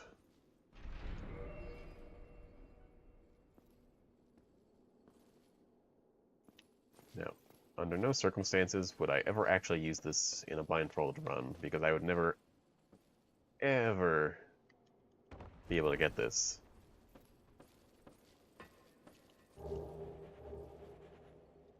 But it is my favorite armor set in the game, and I will always grab it.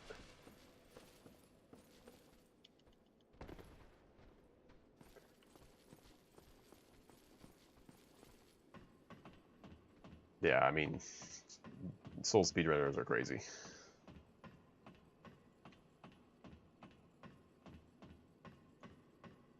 I personally have beat the game in like 40 minutes, and it was a terrible, terrible, terrible run, but I did it.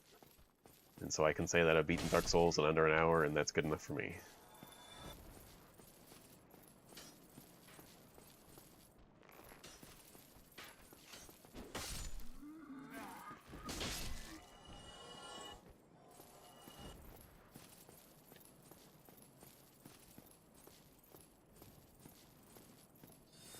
Another thing that I've considered, but I'm not sure how practical it might be, is to look into the different sounds of the different armors and the steps that they make as you walk around in them. And something like this, which makes a lot of chain clinky sounds, could be ideal for counting steps.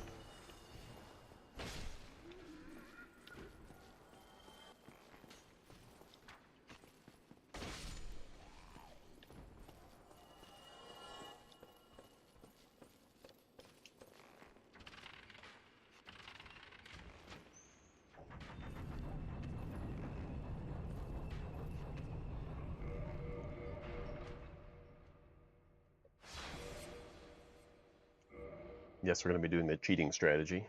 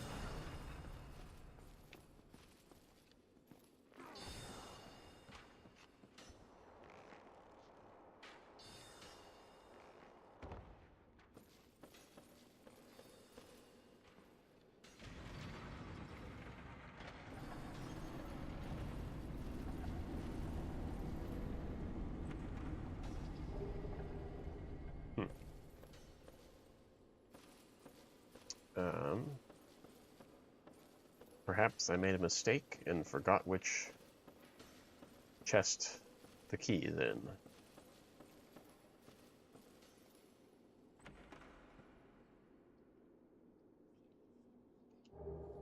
There it is.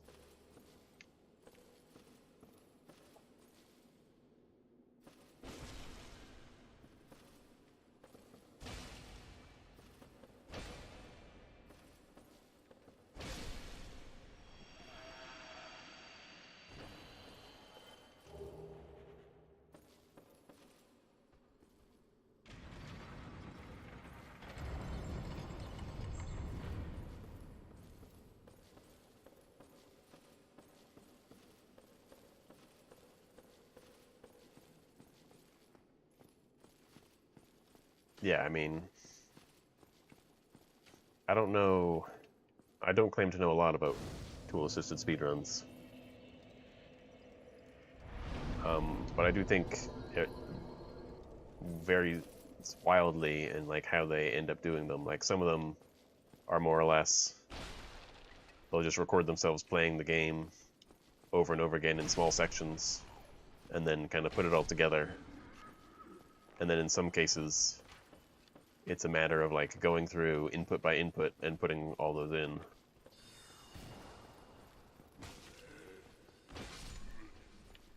But yeah, I can imagine trying to do every frame of Dark Souls and be like, oh yeah, move the stick a little bit. And then watching it back, okay, yep, now we're in the right spot. Now we can start moving forward, and just like, oh, that would be gross. And since there are no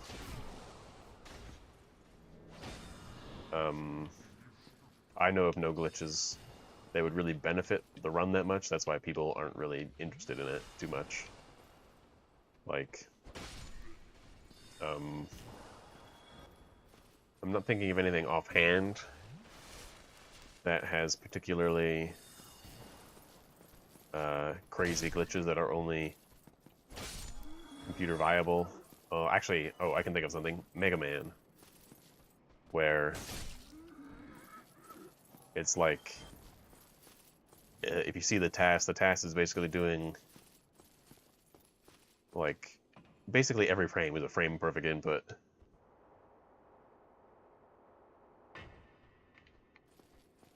And like, it needs to do these frame perfect inputs to like basically keep jumping in midair kind of a thing and just all over the place, and it's just like a human just cannot do it kind of a thing.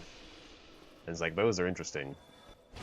When it just becomes like, yeah, I didn't really feel like playing this over and over again to get the right RNG or whatever. It's just kind of like the interest isn't really there. Like yeah, tumble buffing in Dark Souls is difficult, but like it's doable and you can get good at it and get it consistently. And kill and skip is tricky and really precise, but you can still do it. And so I'm not aware of any glitch that requires such a difficult execution that it would make sense to even bother with a task, right?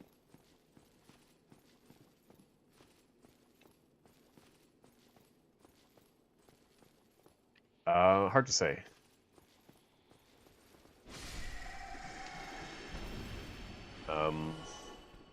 Because in general, all games have RNG manipulation. The question is, how much control do you have over it? An example, I think, would be Minecraft, I think.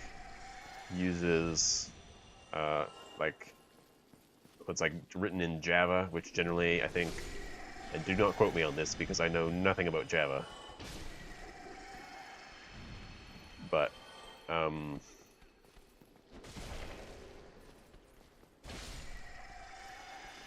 I believe the RNG is based off of, like, the clock cycle of your computer. And so, like, you know, generally when you turn your computer on, it starts counting up from 0 just constantly.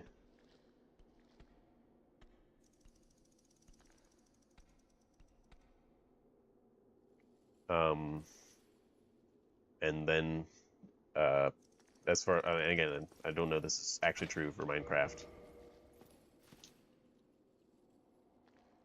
But basically at any given point when it has to check randomness, it just grabs some random it just grabs that random number, does some multiplications crap with it or whatever, you know, and then pops out the randomness. So it just uses that number to seed the randomness. So if you can just reset that clock when you start the run, and then if all your movement is consistent up to that point, the randomness will be consistent, and that's, I think, the case for a lot of things.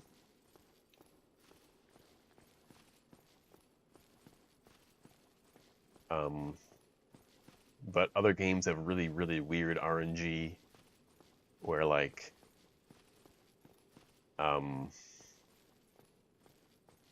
it'll just depend on, like, the movements you've done and not actual time, and just silly things like this, and I definitely don't know offhand all the different ways. Also, I must apologize.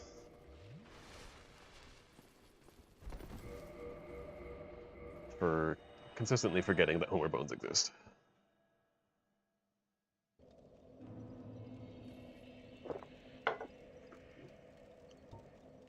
But yeah, I mean,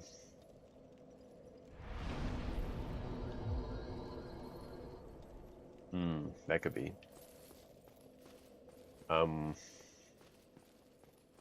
So I think from a mathematical perspective, it's understood that all games have RNG manipulation because we, like, in our understanding of, like, the universe and how things work, we don't actually have any examples of anything that is truly random. We just have things that seem random to us because we don't understand them. And with computers, it is very, very difficult to actually make anything that even resembles randomness. But given how educated you seem to be on the topic, you probably already know this.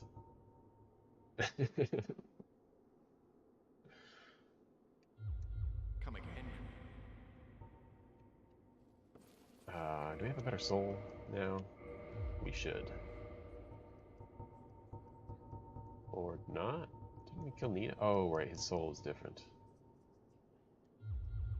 Ah.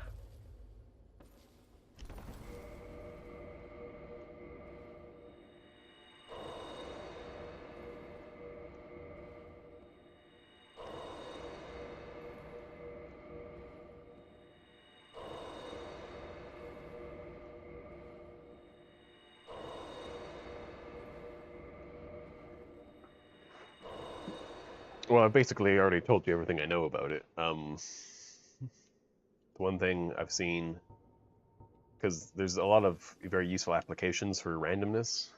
I think the the most important. Are any of these good? Oh, I forgot about homing crystal mass.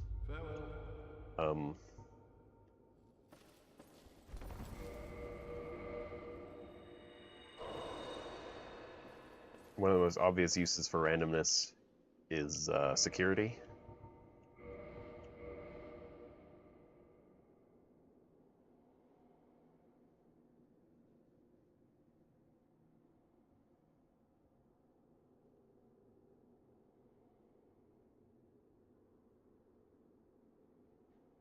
Yeah, definitely.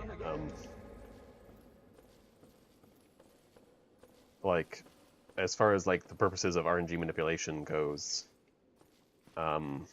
it's very easy to come across a situation that is not human manipulatable. But that's not to say you can't actually manipulate the RNG, because it's just kind of like is generally accepted in most games. If you execute inputs exactly as you do every single time, and start from the beginning and all things like that, generally speaking, the same randomness will happen every time. But it does depend on the game. For example, Minecraft, games like that, where it depends on a clock, and if that clock isn't reset, then it will change every time. But yeah, I mean, again, for humans and in Dark Souls, I don't know what the RNG is based off of, but there's almost no chance of me ever manipulating it, particularly blindfolded.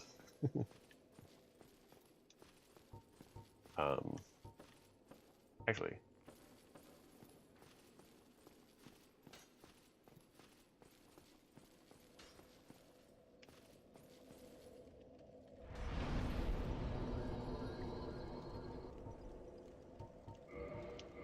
this will help out also a lot.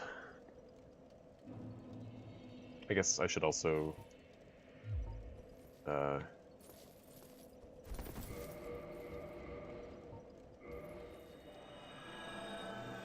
kindle this, because it will make things easier.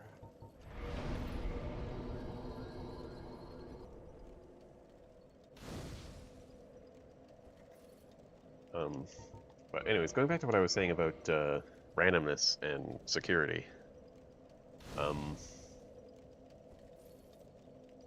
There was, I mean, there have been many attempts to create better randomness, particularly if randomness is used in things like generating, secure passwords and things like this. And we're talking like very high-tech security type things. And if you're using computers to generate this randomness and create your random things, the problem can be someone trying to hack into your system or whatever, is able to recreate the same randomness. Like, it's very possible that your randomness is very ineffective. But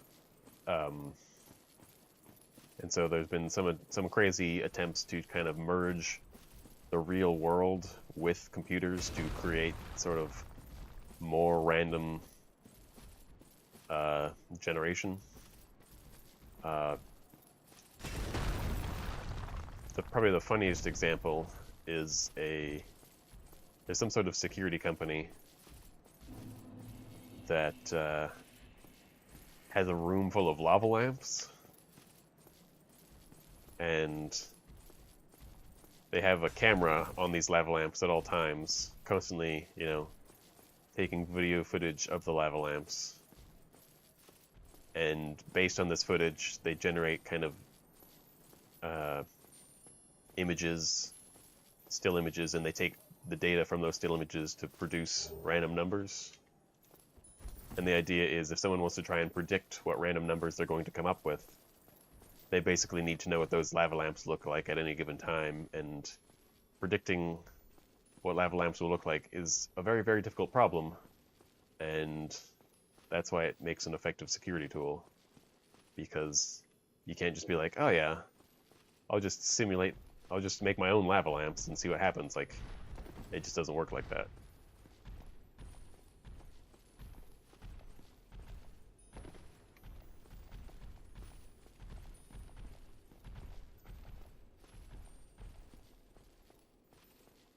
Yeah. Even here, I'm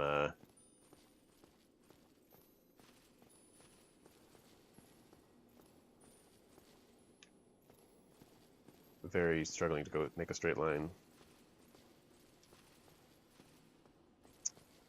I think the biggest thing is just finding something that seems random, is unpredictable, with a lot of noise, and also for like a reasonable price. Because this example that I've given of the lava lamps is by all means a crazy, ridiculous example.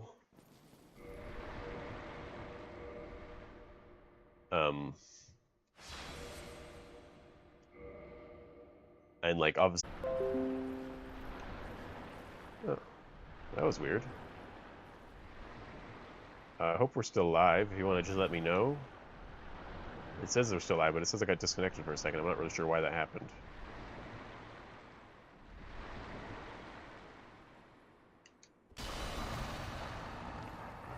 Alright. 268. Yeah, I don't expect that damage to be very good. I'm very curious what caused that, though. I don't know. I expect this to also be garbage, but we'll try it.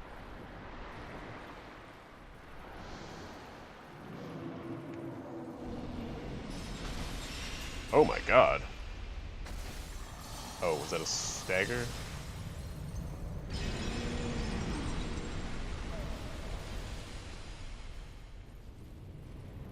Scary. Okay. Gonna try and do a better test of this weapon.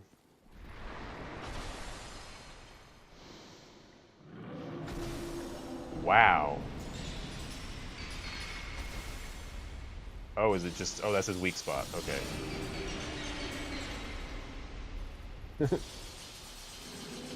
Alright, we don't have much more room to test on this guy, but... Let's try and get a few more in if we can.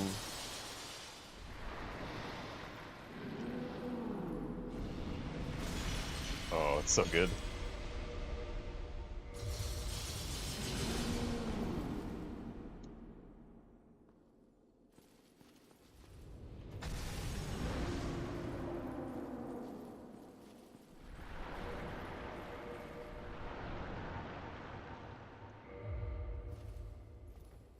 Alright, I think this is the last thing we can test before we have to reset his health bar. Oh, that damage is so good. Oh, it's too good. It's so good. I don't anticipate Seath being a problem.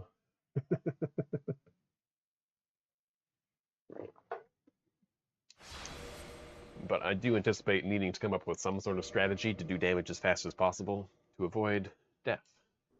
Because getting to Seath will be a problem. Because yeah, that's true.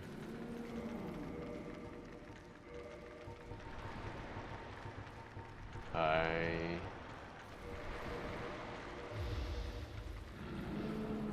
forgot to pick my weapon.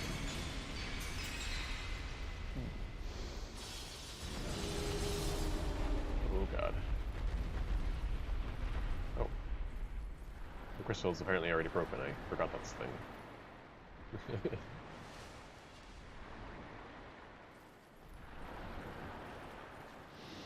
Alright, let's hope this doesn't kill him.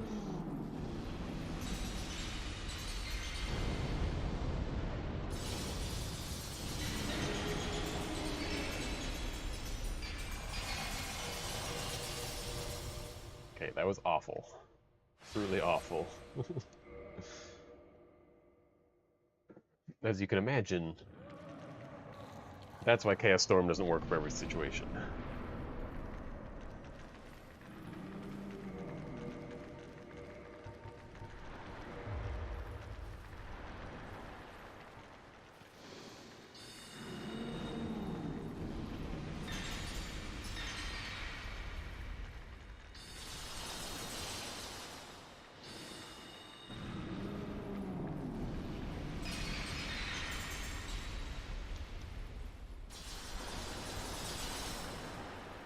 You know, I didn't expect magic to be good, but Damage is surprisingly better than I expected.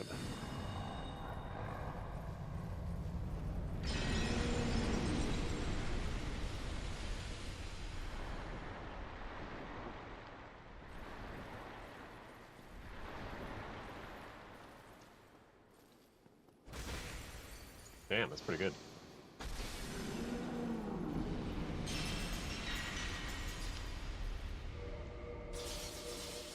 I think I'm out of things to test at the moment, and not to go to stock, but yeah. I guess just kill me. Yeah.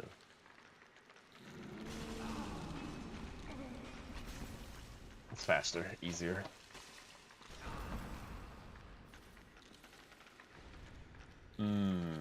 Shit. Are you guys gonna do something? God damn. There we go.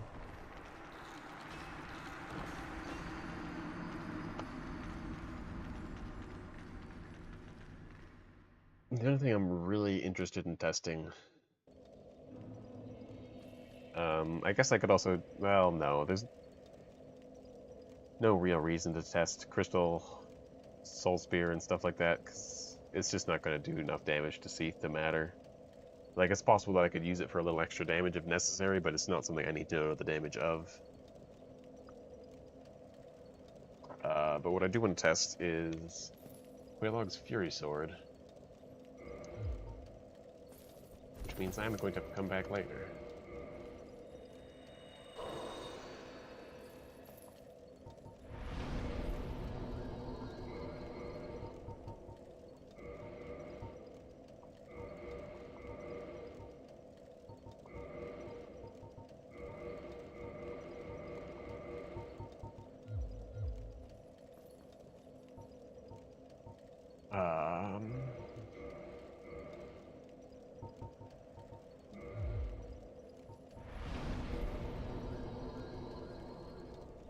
And looks like I did not get the Daughter of Chaos bonfire, which makes sense. Leveling will be funny. You mean how it's going to be me slowly counting and being like, I hope I picked the right thing.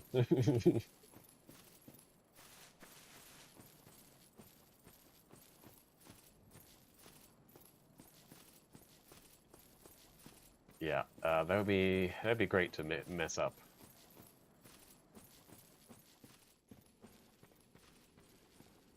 It's also another reason. I mean, granted, screwing up leveling isn't a huge deal, although it's a bit of a deal because if I say screw up really badly and just need to make sure that I get all the stats upgraded, I mean, granted, I really don't have to go to this to these lengths, but like hypothetically, if I were to get all 99s in everything, I would then know that I have all 99s in everything.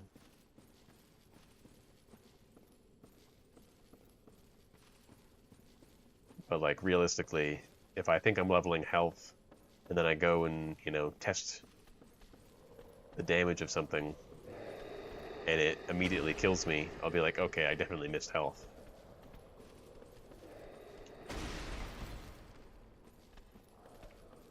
Yeah, inventory management is going to be a huge thing. One advantage I'll have is, unless I'm farming something, which I don't know if I am yet, I will not be picking up any items unnecessarily, so I can keep track of exactly what my inventory should be at any given moment. And things like that. Like, literally, there will be, at some point, a dry run where I've got a route planned out, and I just do all the steps well sighted, and keep track of where items go and what spot they end up being, so that when I make the changes, I'll know.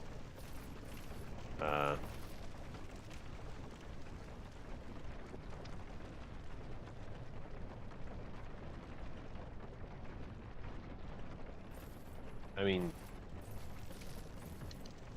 the thing is, there's like, I can know if I got something, and I can do tests to determine if I got the stone greatsword.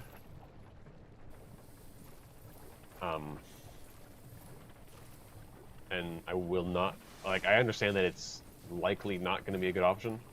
I definitely get that. But the main reason it's still in the running is because it might be significantly easier to do the whole tumble buff, Ankle Walk of Peace glitch, which is kind of broken, to be honest. And that's a great option for doing damage when you can't see. And so if I can manage to consistently kill the stone guys, and, you know, I just spam A around their corpse and hope to get it, you know, I might miss some, but...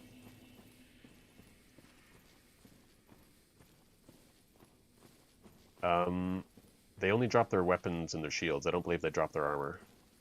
The DLC guys drop their armor, I think. Or maybe they also don't drop their armor. But as far as I know, it's just weapon and shield. And so if I get a whole bunch of shields in a row, that would really suck. But it's something that I can plan around, potentially. And the other option I do have, if I don't want to farm for it, and it seems that perhaps you've forgotten this, is I can join the Force Covenant, and I can talk to Shiva, and I can buy the Stone Greatsword from Shiva. I'm not saying it's super easy to do, but it is possible. And depending on how the route turns out, if I do end up going that route, it might be that it's best to farm it. And that would be if I need to use it early on to get me past to get me past gargoyles. Like, I'm sure it'd be a fantastic weapon for gargoyles. But if I am only going to use it later on to tumble buff or something like that. Yeah.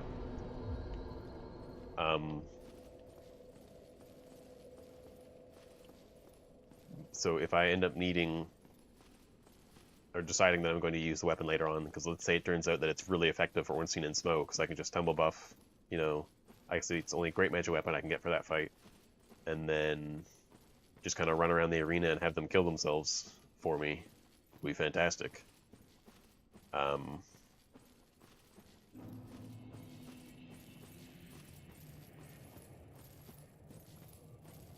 I really need to be faster right now.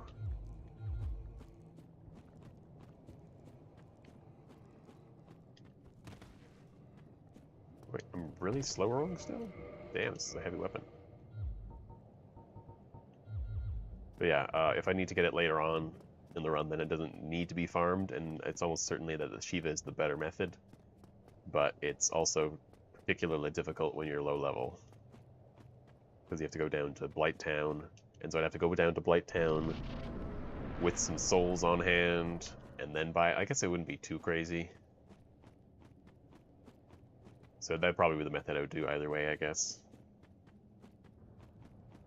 But yeah, keeping the inventory consistent is really important. So that's why, if farming becomes a thing, it probably won't become a thing, because farming, honestly, in a lot of ways, is just as hard as killing a boss.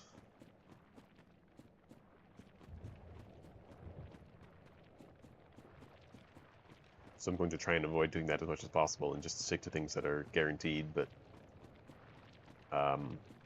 then again, if there's a boss that just turns out to be really hard and I just need to find some sort of cheese strat for it, then farming is probably going to be the method that I defeat it.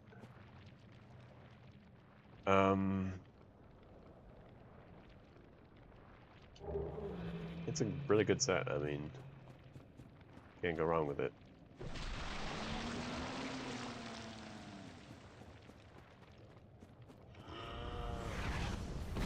The thing I'm most worried about is,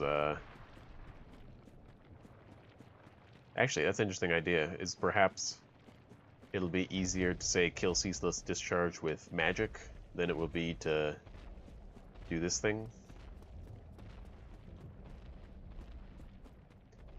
I think it's okay resistances all around. Its best resistance is like poison and fire, I think.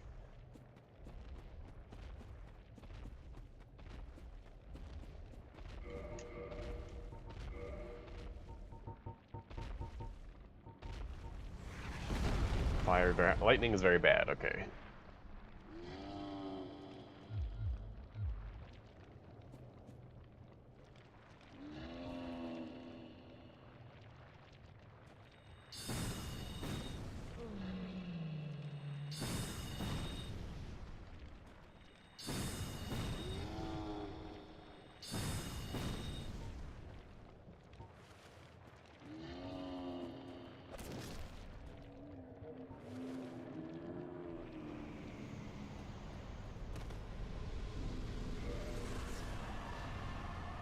I'm just gonna quickly tab out for a second here.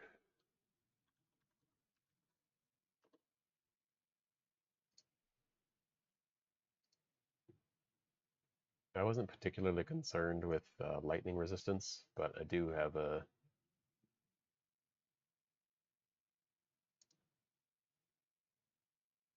chart of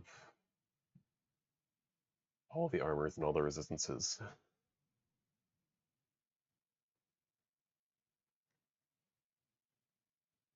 Yeah, the best lightning resistance in the game is actually the Dingy Robe plus 10,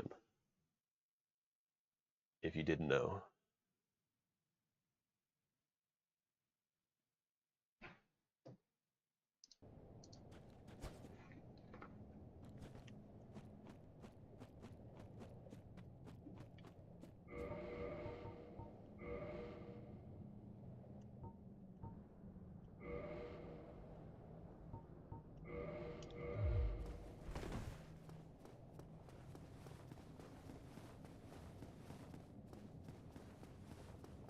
Which is one of the reasons I'm actually considering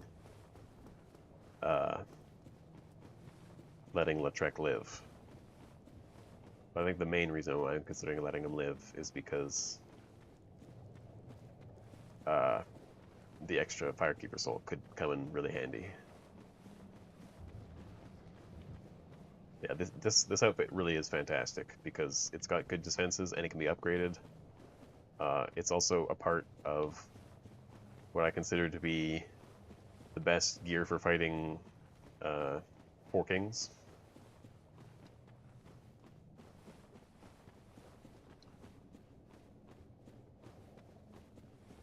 Honestly, I don't really pay attention to resistances in other games.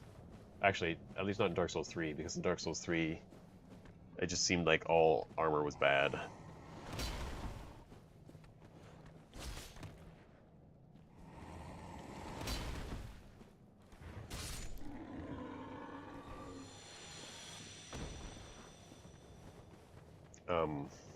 But yeah, no, this stuff is fantastic.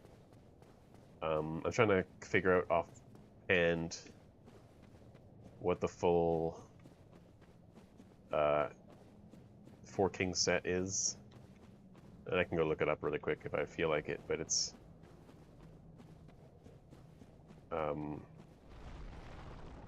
actually quite lightweight, and since Four Kings does entirely magic damage, you can basically very quickly and easily get a fast roll and still have really good defenses,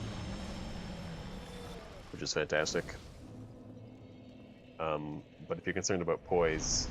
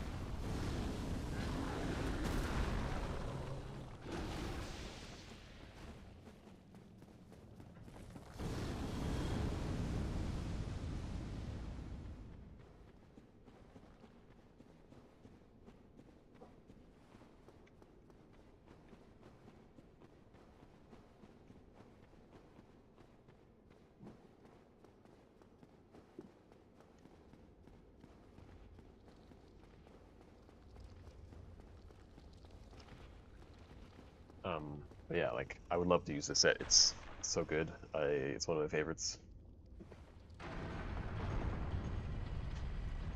But it just might make things harder overall to get. I just don't know. Do I know which one it is? No, it's not that guy, right?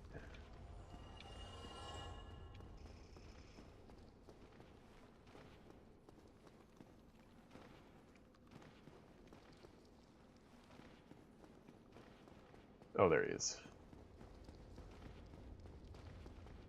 I don't actually need this, I just want it.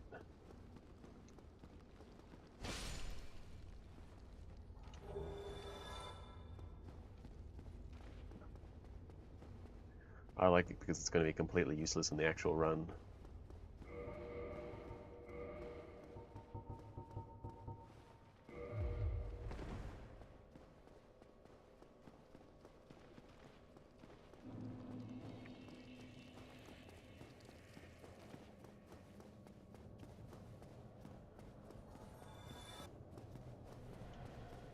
Alright, this is going to be tricky because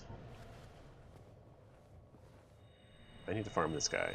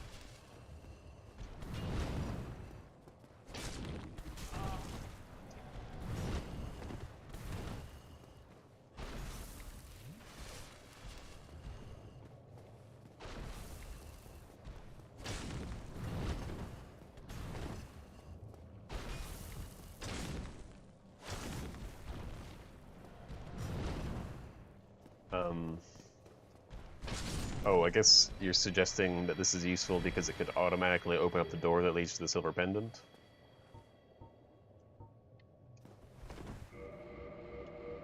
And I suppose that's true, although, well, the argument as to whether it's easier to get the light spell or it is to try and kill the sunlight maggot is it's a tricky one.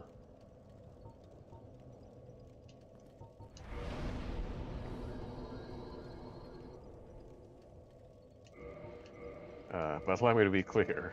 I will not be killing Manus. I will not be fighting Manus. That is not happening.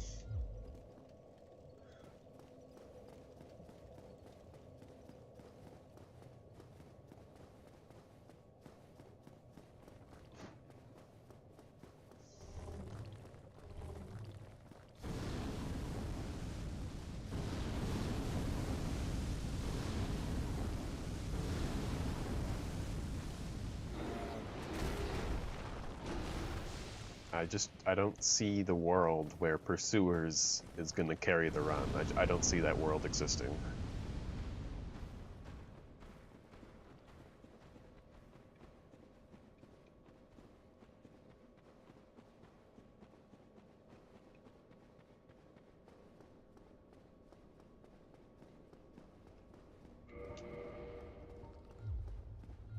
Ah. Okay, I'm going to stop wearing it because it makes an annoying noise.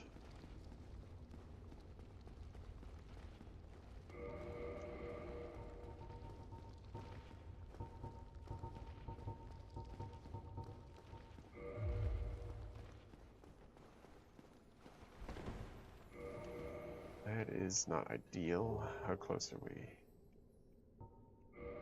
2 points? That could easily do it.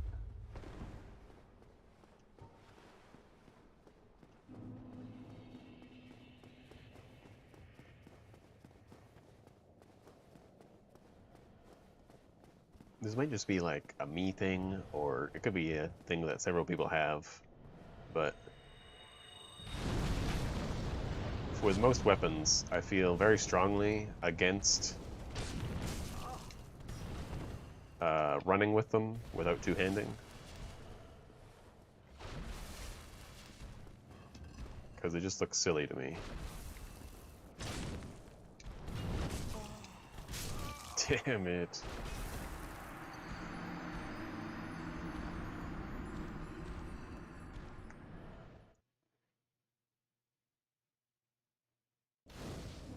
Because, yeah, like with this thing, one-handing it, I think this, I don't know, it bothers me to run with this one-handed. But I think most weapons I run with two-handed. And it might be because I have the option to block when I do that, which is obviously useful, but...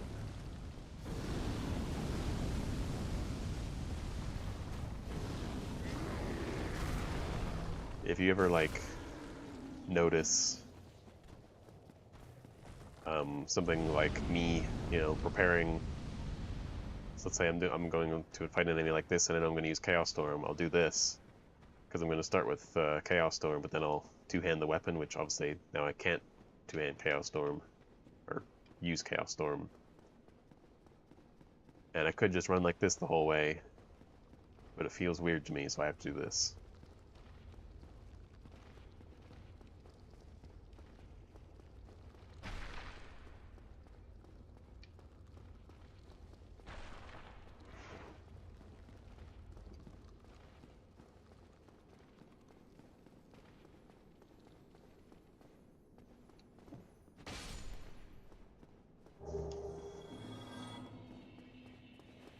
I mean, in general, yes, this is going to be considerably harder than a speedrun.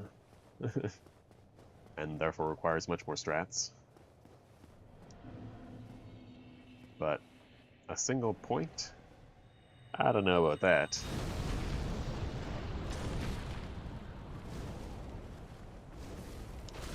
Damn it.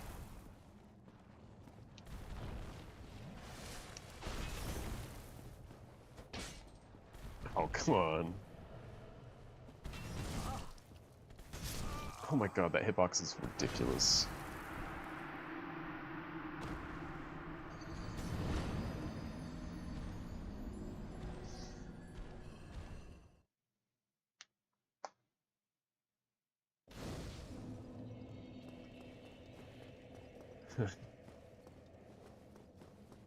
Pay little attention to the fact that I'm going to all this trouble to farm Demon Titanite to use Quelaag's Fury Sword, and it's almost certainly never going to be used in the actual run.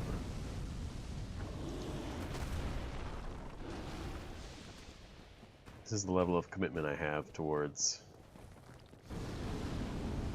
routing this properly.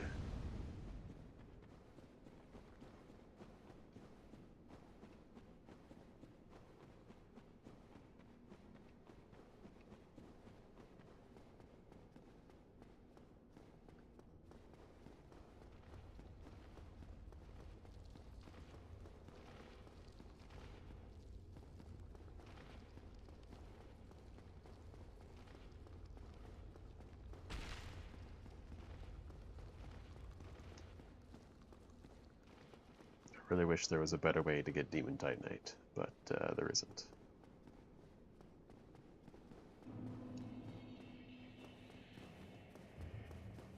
I mean, it's tempting.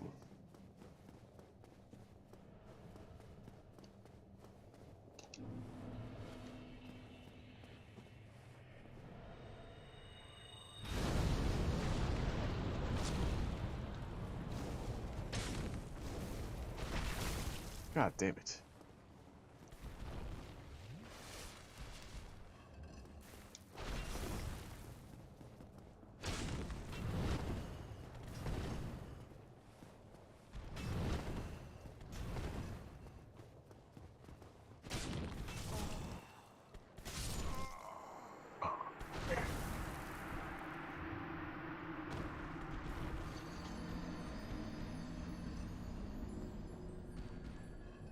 This is dumb.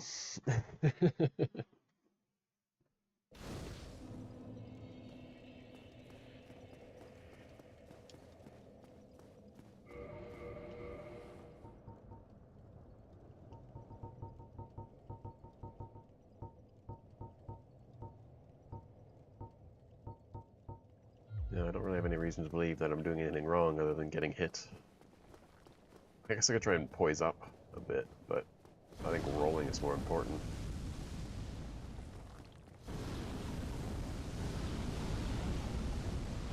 could try ranged, I suppose.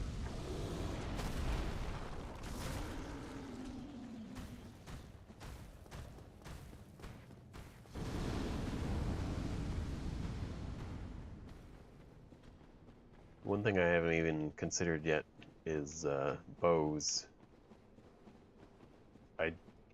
In general, I find they're very ineffective, and I feel like in most cases the strat is kind of magically dodging all attacks while keeping a distance and attacking bosses down with bows. That just doesn't seem viable.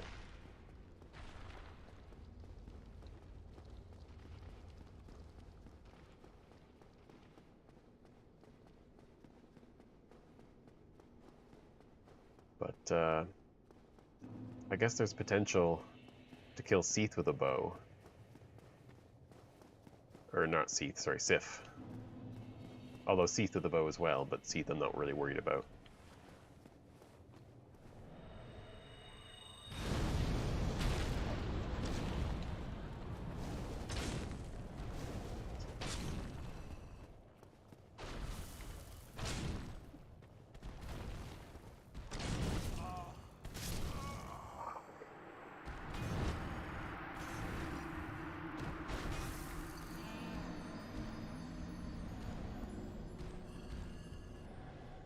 This enemy sucks.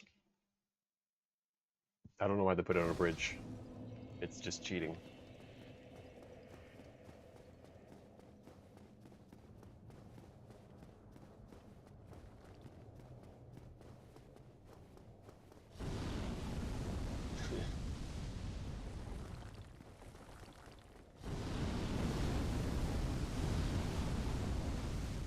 This isn't actually, like, hypothetically, if I did find that Quelaag's Fury Sword had a use, this is not an enemy that I wouldn't specifically have to farm this enemy. I could farm the other ones. The reason I'm farming this one is because I've already killed all the other ones to upgrade Artorias' sword. And so if it ever came down to it, I would be choosing between either Quelaag's Fury Sword and the Great Sword of Artorias. And I still don't know if I'm using either.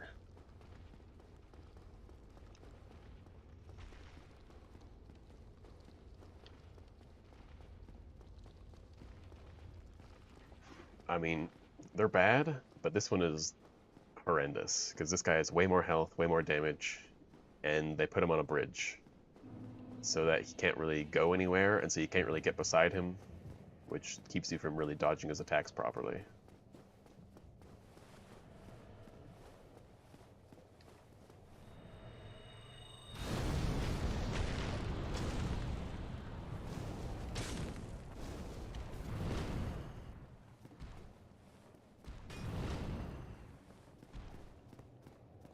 Alright, we're going to be more methodical about this,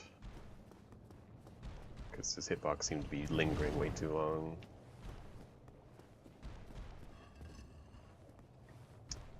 Oh damn it, I fucked up.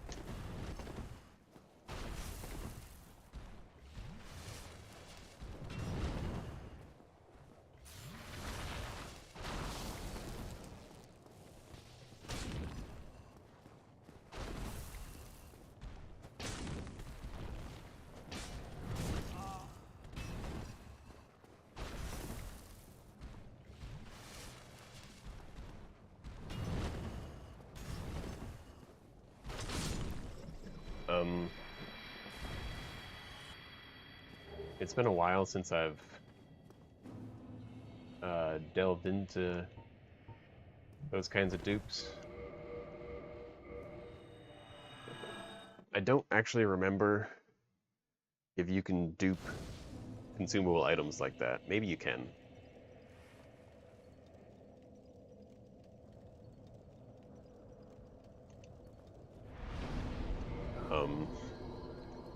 But I also remember that the setup for that requires a lot of thinking, and it's the kind of thinking that I'm just not interested in getting into right now.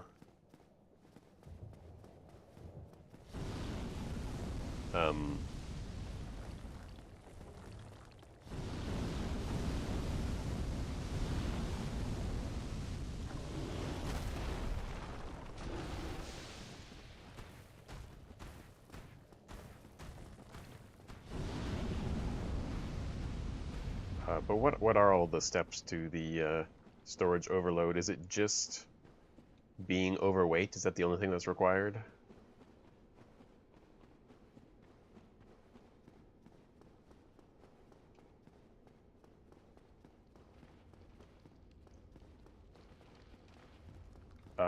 I can framped dupe, as in like I can feed things to framped like 999 times.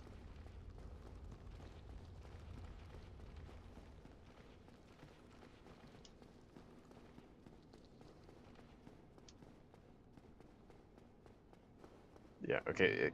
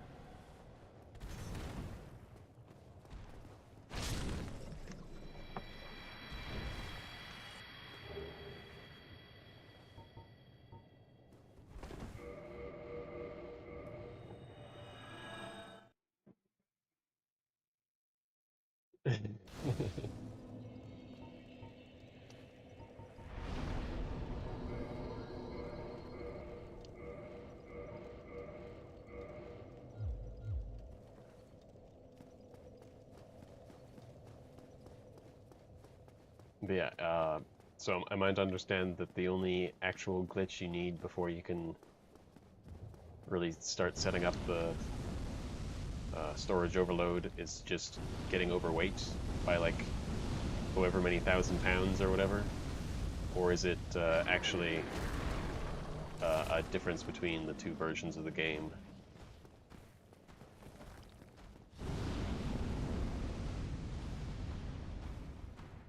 Because I definitely get confused by some of the glitches and trying to figure out like which ones require which to do what.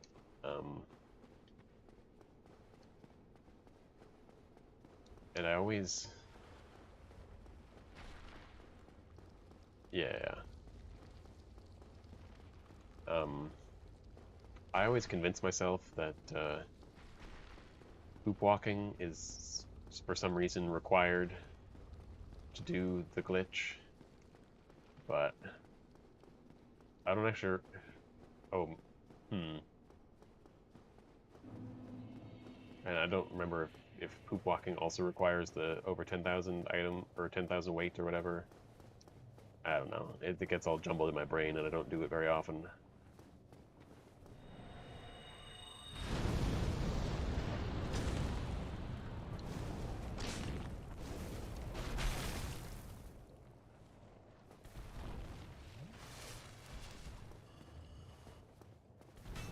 Actually, it's probably just the other way around, where you need the overload storage to do poop walk rather than poop walk to do overload storage, but it's just something that my brain doesn't remember very well, so.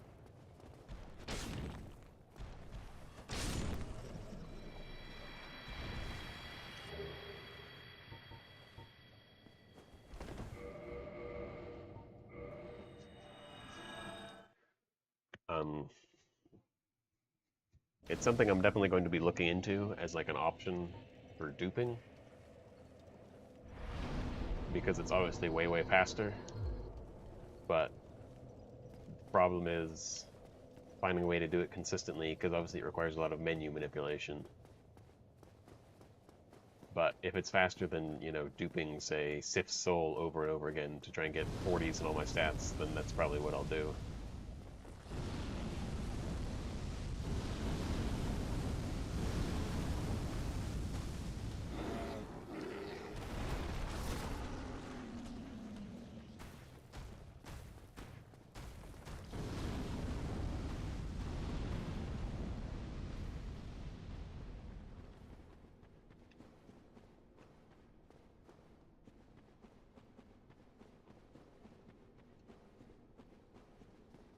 It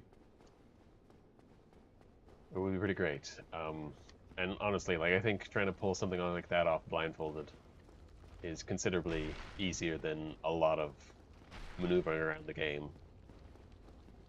because a lot of it doesn't require you to know what your surroundings look like. So you just need to like understand cues and like figure out, um, you know, what certain sounds mean. So if you don't hear the little beeps from menuing around, then you're like, oh, okay, clearly I did something wrong. I have to start over, stuff like that. And I would love to include it, like if it saves time and it's easy to do, or like, you know, relatively easy to do, awesome. I'm totally down.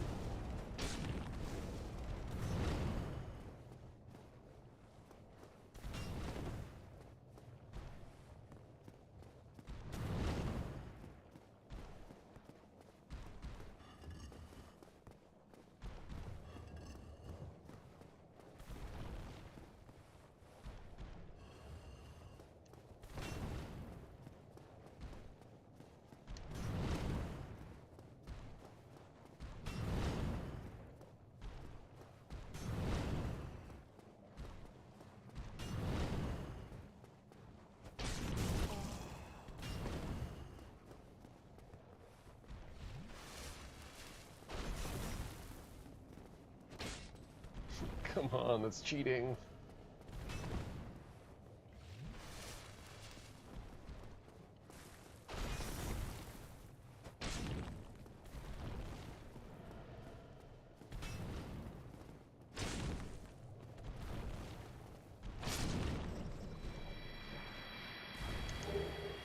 Oh my god, I've gotten so many of these.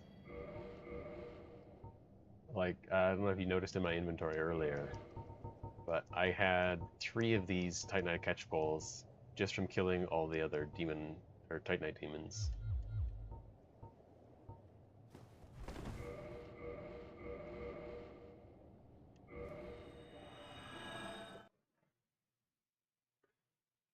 Which is just like crazy, because like when I needed that for uh, Snowflake Challenge, that was like that took a long time.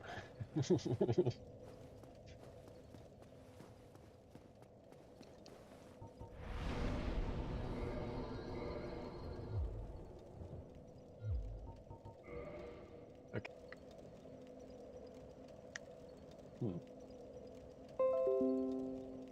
I would like to know what's causing that.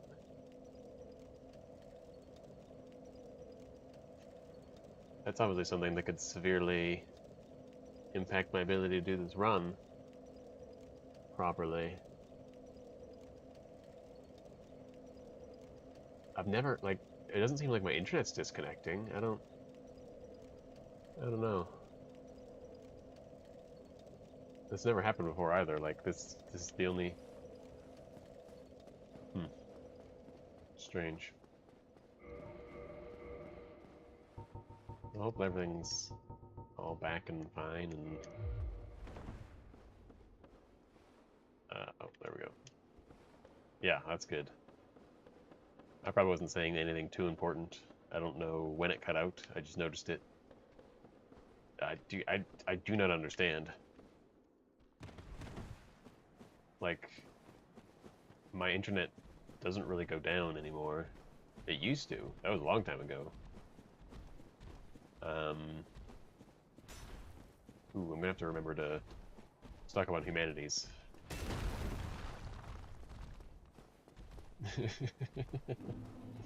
Seamless.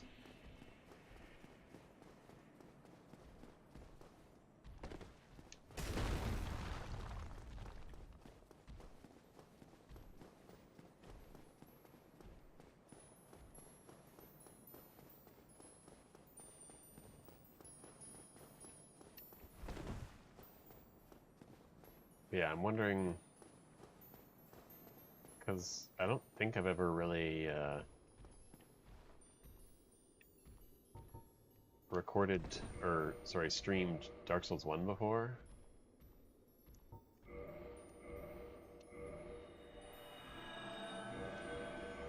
So I'm wondering...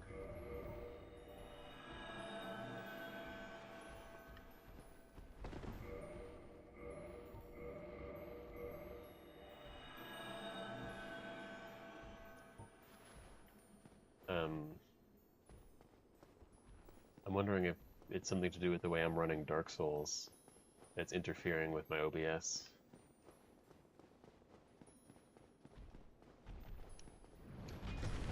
Or it could just be like a YouTube thing, like I don't know. I haven't been streaming on YouTube long enough to know that kind of stuff. Oh, there we go, I was lost, couldn't see where I was going. Foreshadowing much.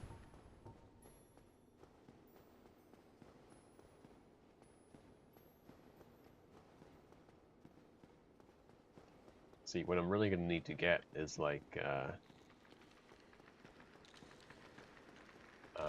some sort of, I don't know, like meter that will like keep track of whether or like the bit rate on my stream, and if it goes past a certain point, we'll have some sort of alarm that lets me know that things aren't working, or something along those lines. I don't know.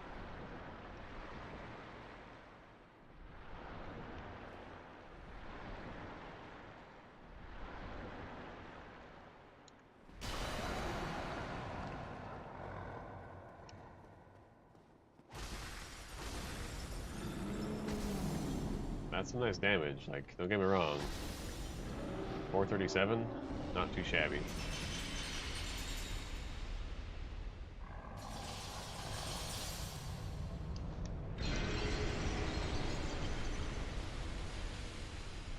Alright, I don't think there's any reason to keep Seath alive anymore, so...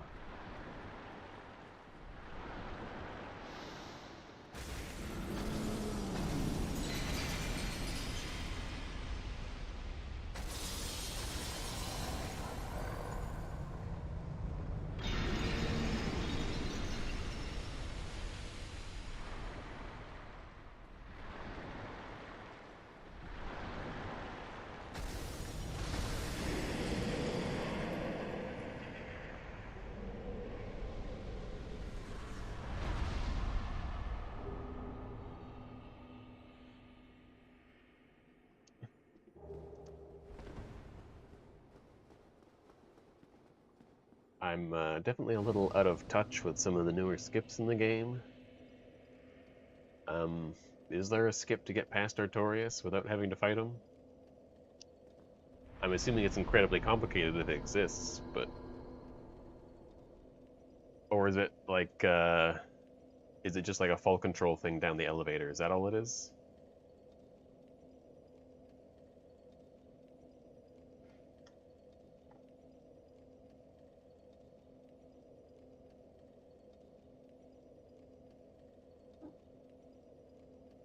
Hmm. Yeah, I think you can fall control down any of the elevators, can't you? Like, but I guess the most obvious one would be...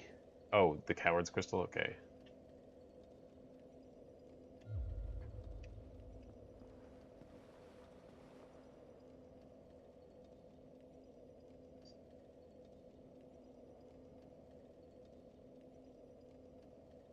So is this kind of...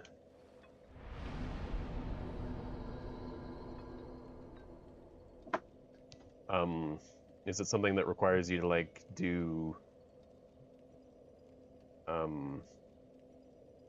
bottomless box storage or whatever to give the Coward's Crystal to a different character, therefore invalidating the need for the glitch?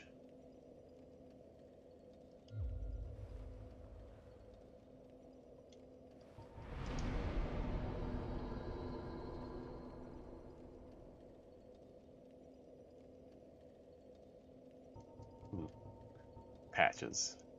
My game doesn't get patched anymore.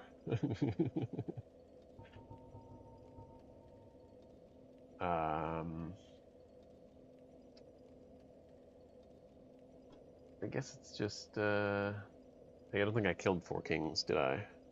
And then...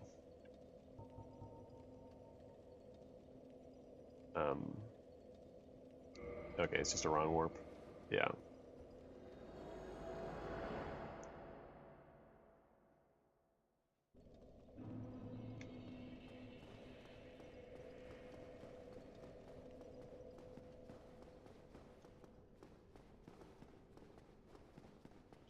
So I guess my question is, oh, like you can, like, before fighting a single boss in the entire game, or before fighting a single boss in the DLC? I technically suppose, well no, because to get to the DLC, I don't know.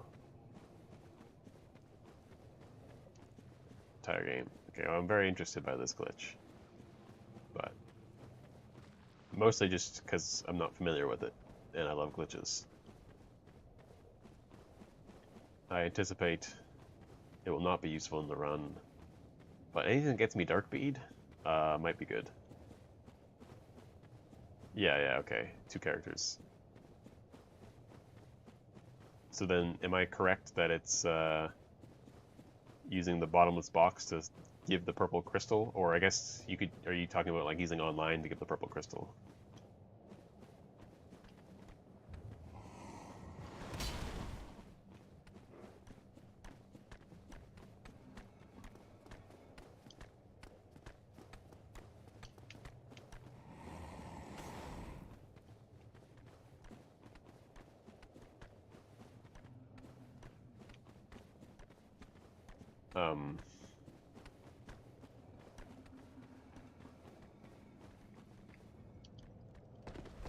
Oh, yeah. So it's equipping items to the wrong slots, right? So you're like equipping a consumable to your equipment menu, and then it becomes the purple crystal. Is that correct?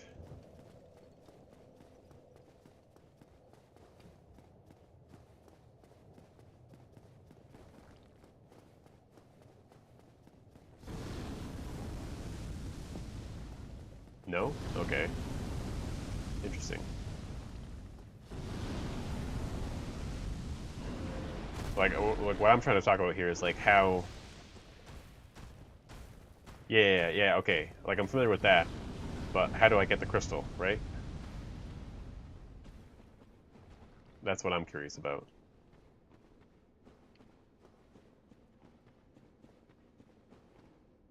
Because I can tell you right now, I don't have the crystal. And as far as I was aware, to get the crystal, you have to kill Artorias.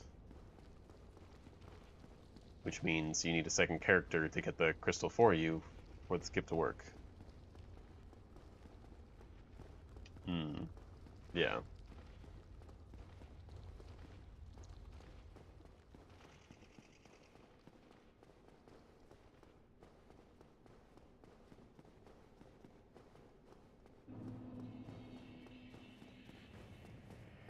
So then I would assume then that the wrong slots to wrong or wrong items to wrong slots doesn't work to get you the purple crystal. It's unlikely because there's very few things you can actually get with that glitch. But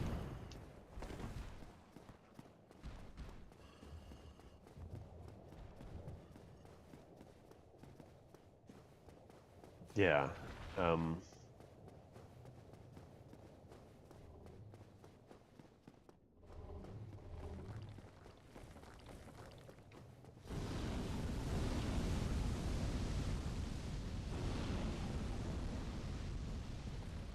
I mean, and again, I'm really just spitballing here, like where the goal is a crazy, ridiculous thing. No idea is really a bad idea.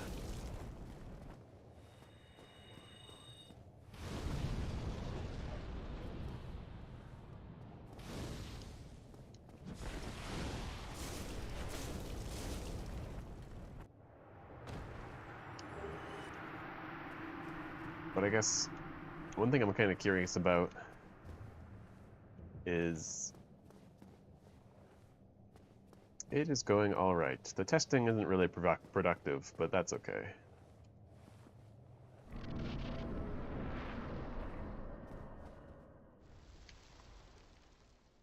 I haven't really learned much, but I'm having fun.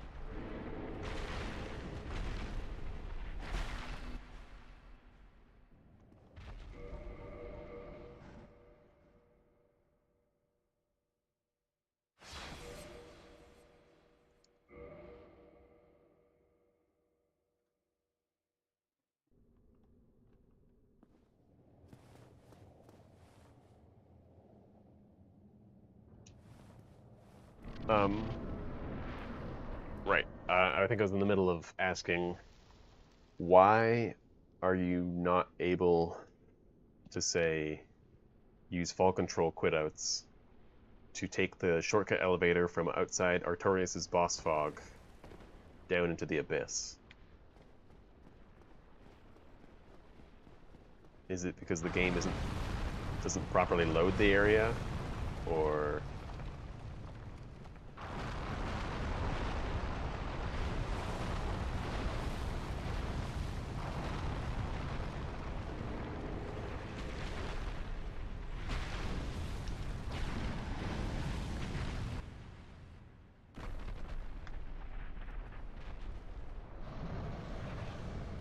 oh right, boss isn't dead.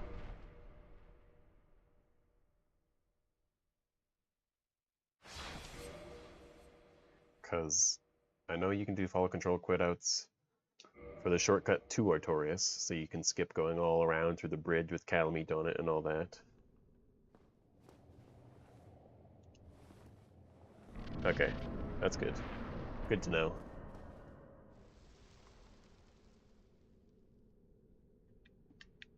But yeah, like presumably, if this whole skip Artorias glitch is a thing, like, then presumably the simple... Oh, jeez.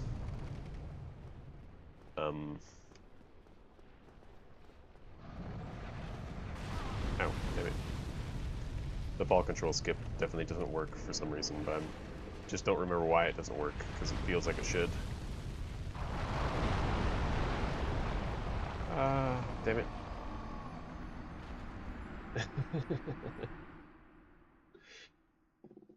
It would be pretty cool though, right?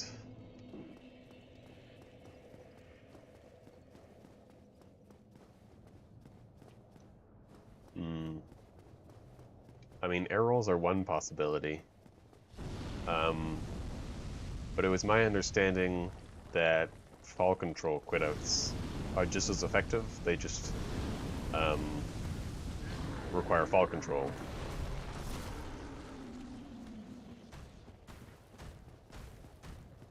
Like, I think probably in the modern speedrun they don't get fall control anymore because air rolls are a thing. Yeah, always prepare to die edition. Air rolls are a thing in both games, but I'm not suggesting doing air rolls. I'm suggesting doing fall control quitouts.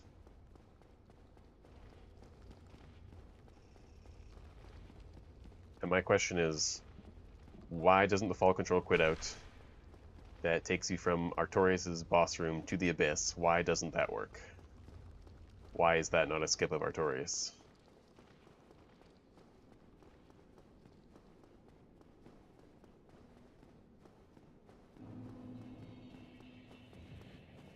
Alright. So you're telling me there's a chance.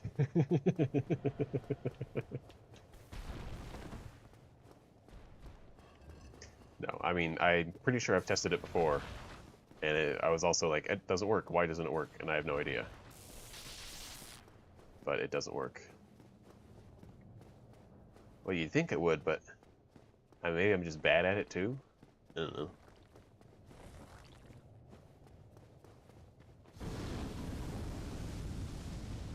Definitely something worth testing anyways, but right now we're killing not Quaylog, Beta Chaos. Because, I mean, man, if I could get Dark Bead, it's just like, oh, this run is possible now.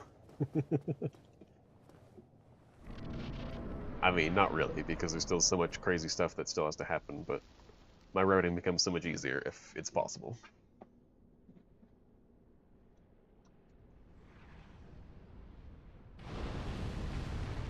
Interesting. Alright, please swing. I screwed up pretty bad there. Please swing again.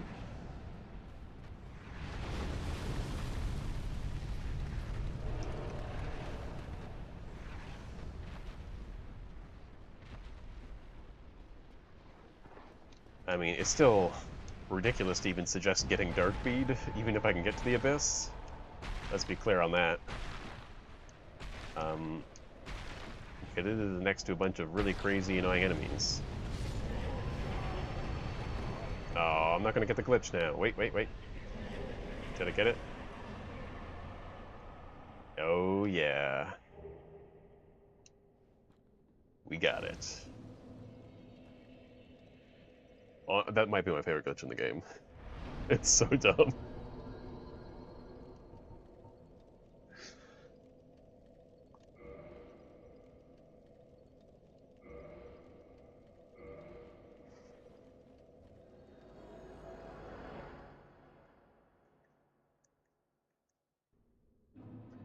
Alright, I'm gonna take a second to put together my anti-Four Kings set.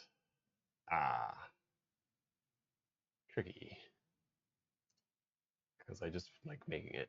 Dingy +5. Black Sorcerer Gauntlets, right. That's tricky, isn't it?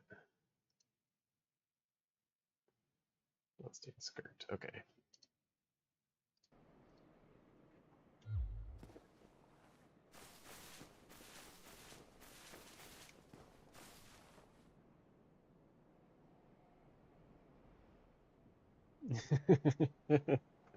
Yeah, you're not wrong. If I can do one, You see? what's it called? Wrong warp. Oh, Why don't I do kiln skip? Exactly. You are correct. Oh, 2 soul spears. Oh, that's nice. thank the heaven. I suppose he has his head buried in the. That's always. Two things. All right. Can I just kill this guy for his stuff, or do I have to get him to go hollow to get his stuff? Does anyone know offhand? Probably not. I should probably just check myself, because it's probably just as fast. That's good thinking.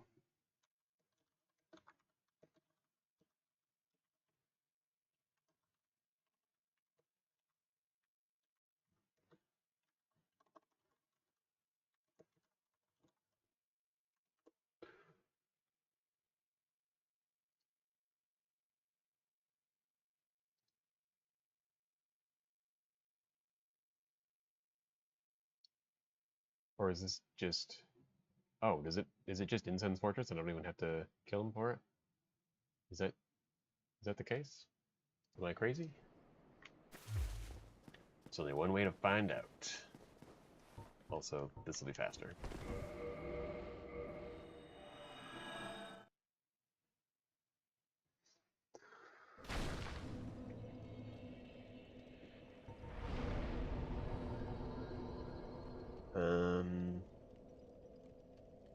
Yeah, this will be fine.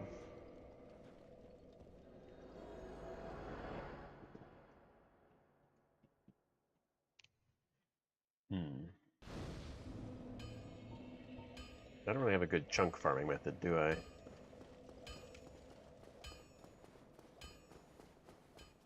Well, it doesn't need to be fully upgraded, who cares?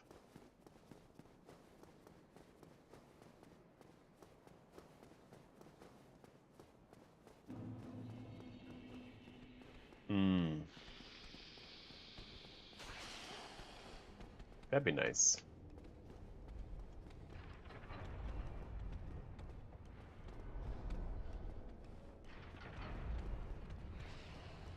I mean, seal skip's already pretty cool, but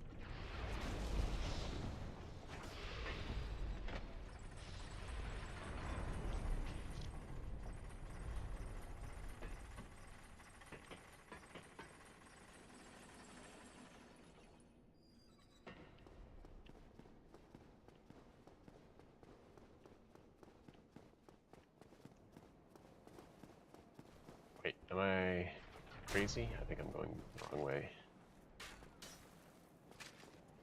I've momentarily forgotten what I was trying to do.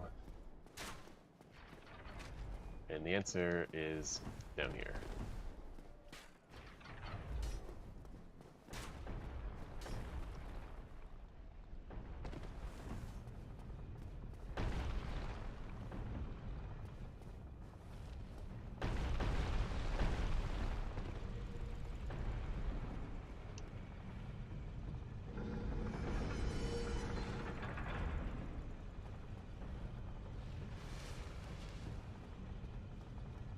What is the current progress of,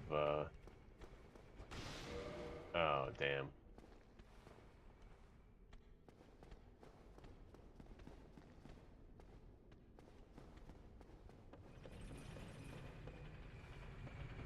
Anyone know how to get back there?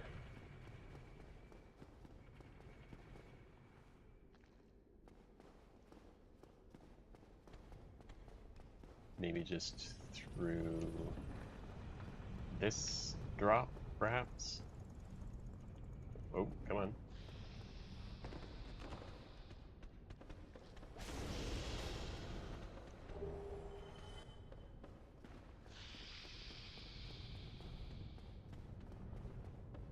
There we go.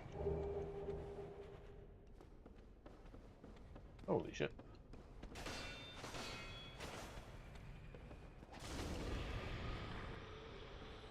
Man, this weapon's not bad.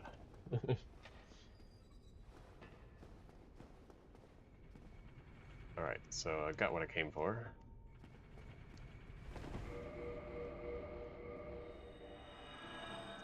So gloves, chest, bottom, and the hat. The hat will be tricky.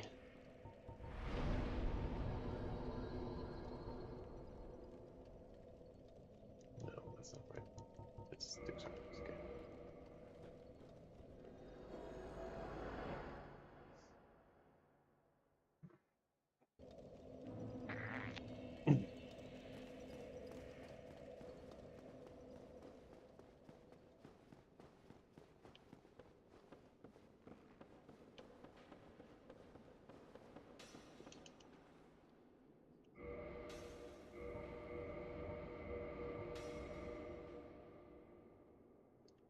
Alright.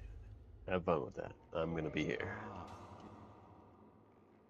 The tombstone.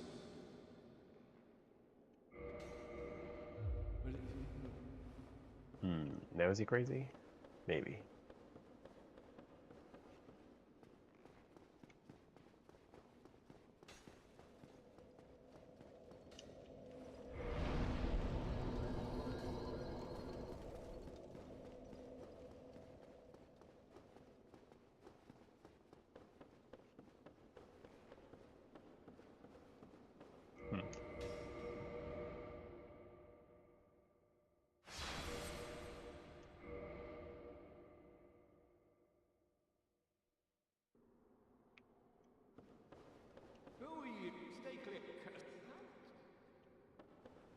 Right, so he's definitely crazy now.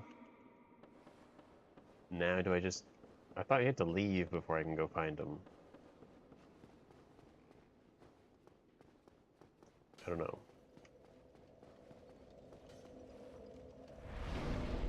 Let's try one more time.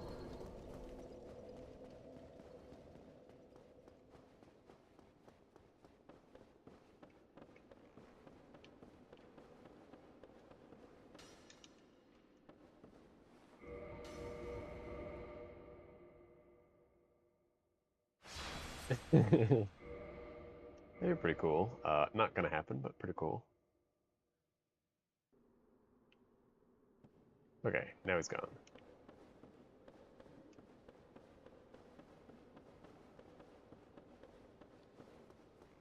Not really sure why I have to quit out twice for that, but...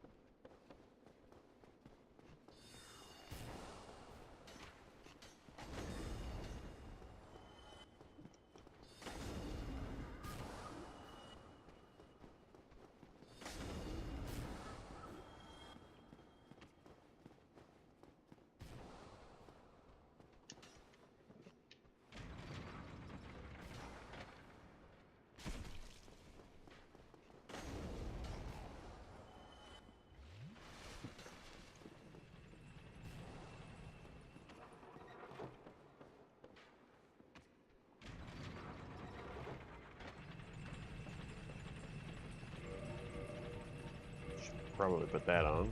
Might help a bit.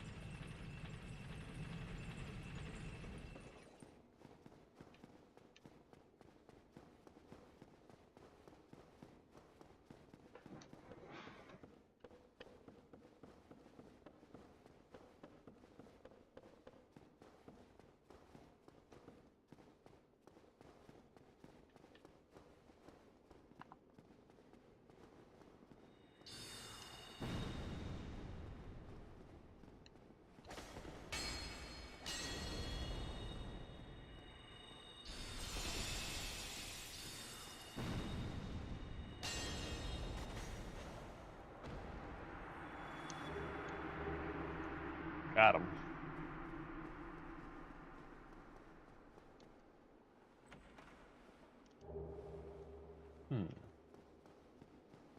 I literally never go for that ember. I had no idea it was there.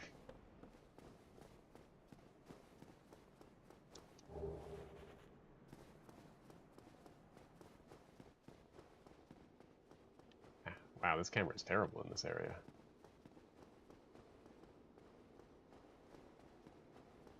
Yeah, okay, I don't think there's anything else here.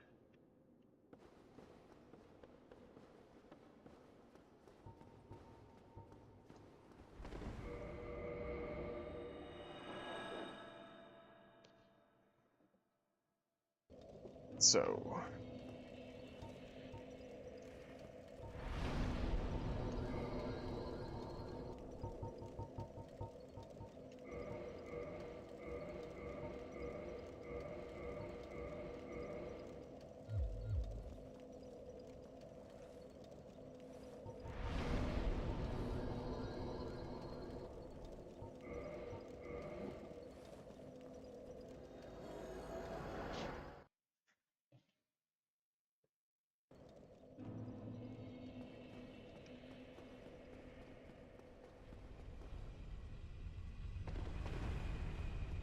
that was really nice.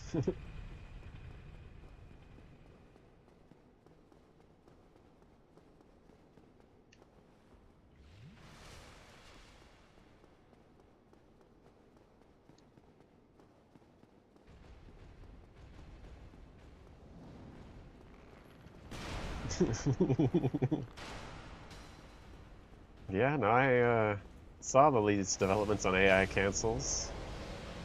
Or the fact that they even existed, I didn't know before. They seem pretty viable, blindfolded. Yeah, I agree. Totally worth. Definitely will have the time to take advantage of them.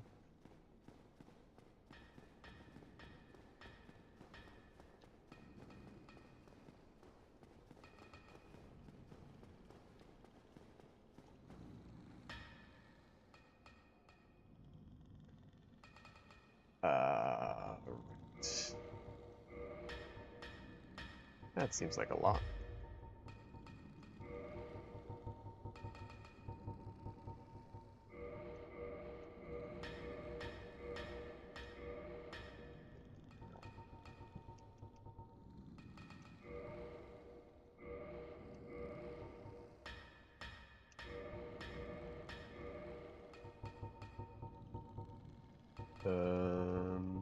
Am I just blind and didn't see them? Yes.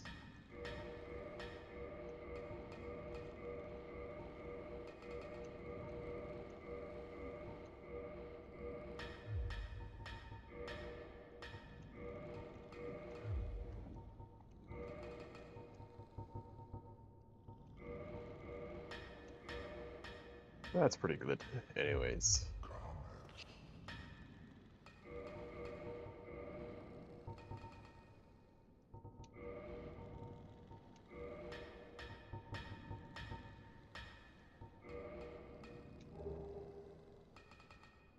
So, barring the fact that some of these are not fully upgraded,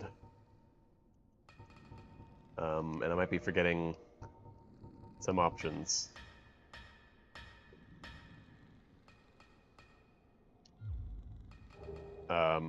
This set is the highest magic resistance in the game. And it is very, very light. making it an exceptional weapon to use against Four Kings.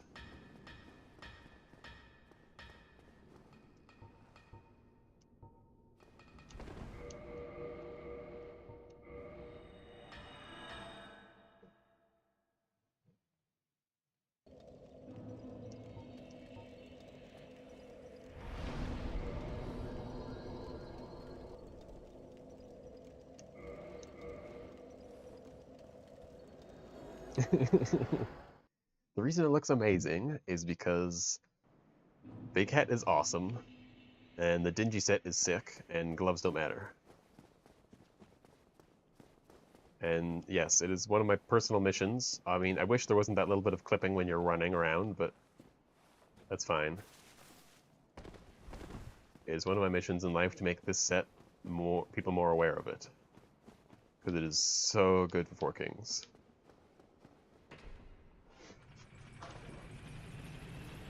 And I realize that, like, to get this set either requires you to kill Big Hat or to kill Seath and then kill Big Hat once you've gotten all his stuff. Which is not very noob-friendly.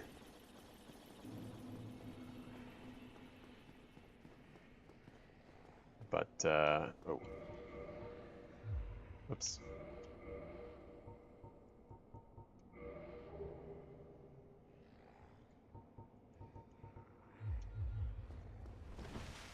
Yeah, there we go.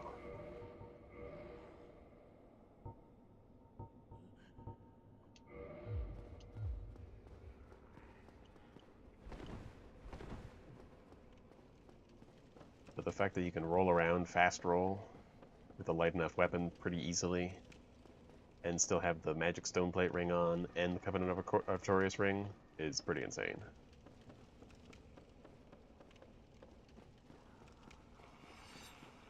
The only real advantage that Havel's gives you is that it's got good poise, because Havel's actually has terrible magic resistance.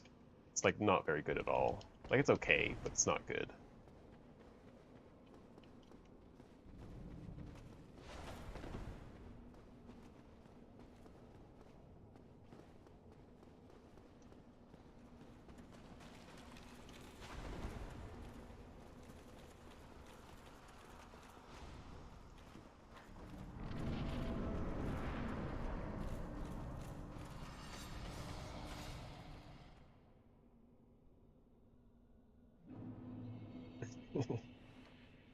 You keep saying it like it's going to happen.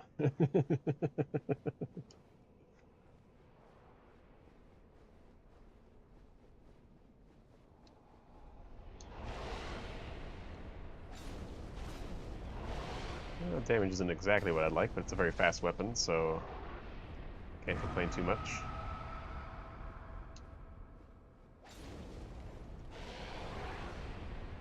I suppose I should be doing this because it makes it easier to dodge certain attacks.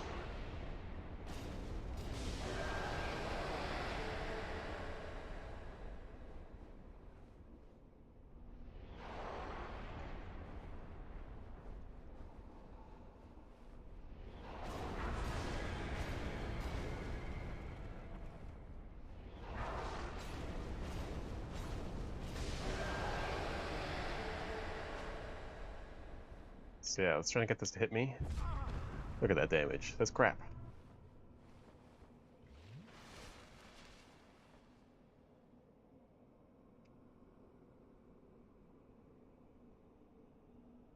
Yeah, this weapon's really good, actually. We killed him so fast.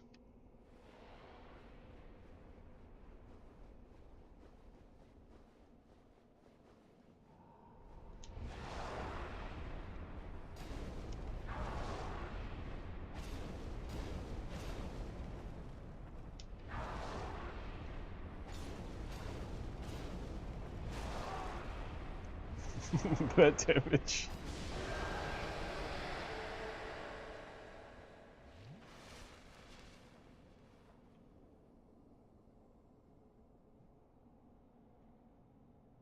So obviously it gets a lot crazier when you're blindfolded, and you can't kill the kings as fast. And there gets to be a lot of them, but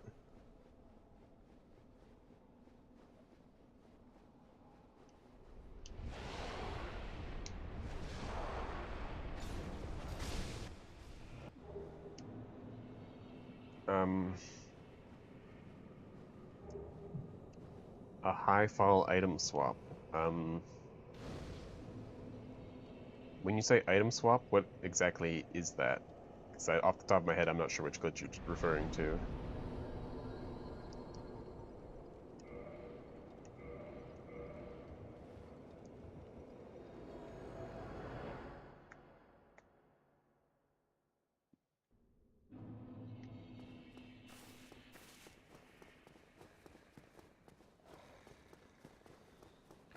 Is item swap just where you...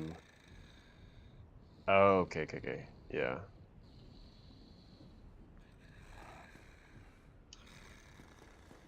Later.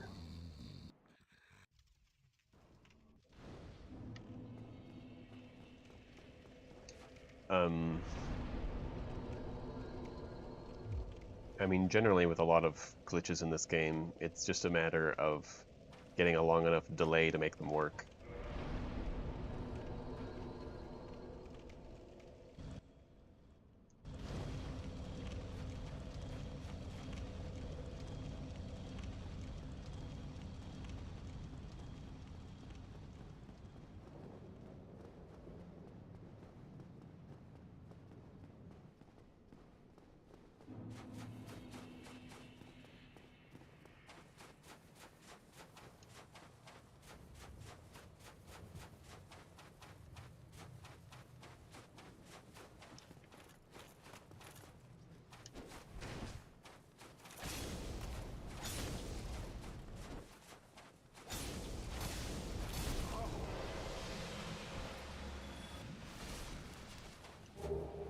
Yeah, I'm really glad I tested this item actually, because it seems very viable for not being able to see. Like the high damage and fast attack speed is ideal. Also the arc here, like the wide swinging arc, makes it very hard to miss.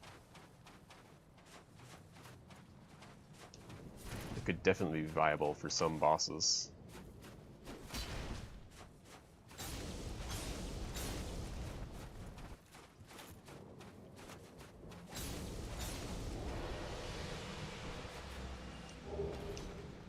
Getting lucky? I guess I do have 10 humanities, but...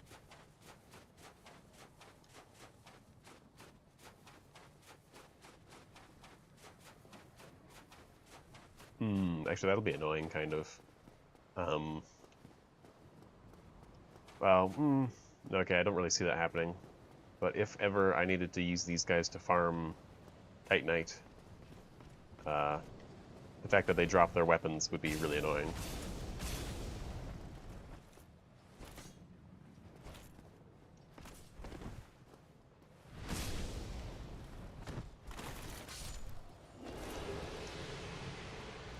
It's obviously they're the best chunk farm in the game.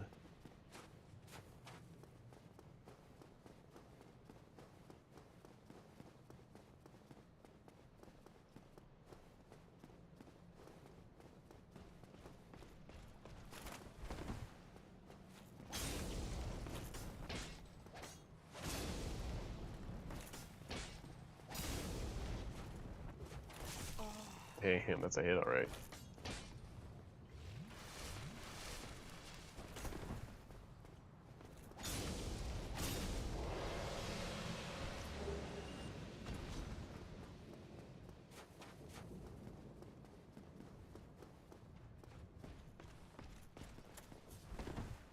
Actually, wait. If I'm not mistaken, if I just quit out, this guy just disappears, right? Not that I can't kill him, but I'm just curious. Yeah. That's so stupid.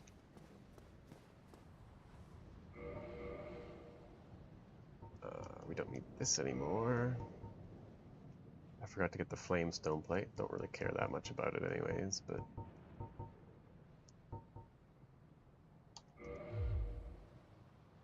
oh, I guess the magic stone plate also is doing nothing for me, so swap that out for something.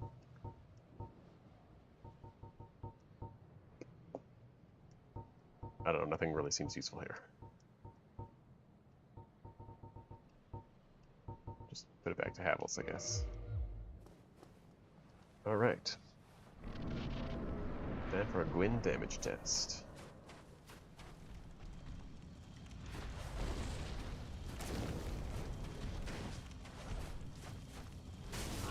That's unfortunate.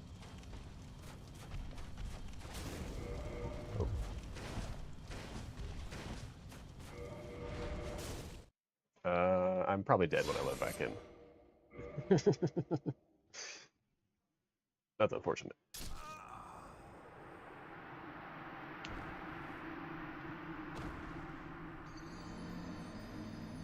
Okay, but for Gwyn, I do want to write some of these numbers down as he is the most important boss.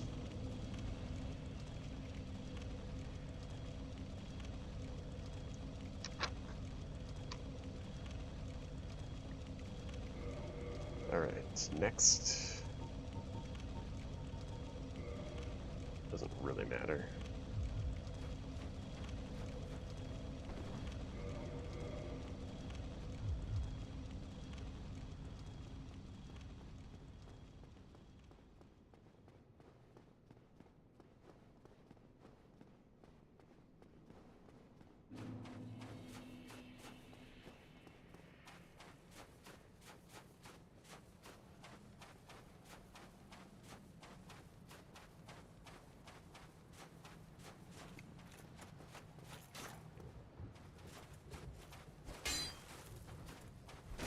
Ow. Fuck. Help, I need an adult. Damn it.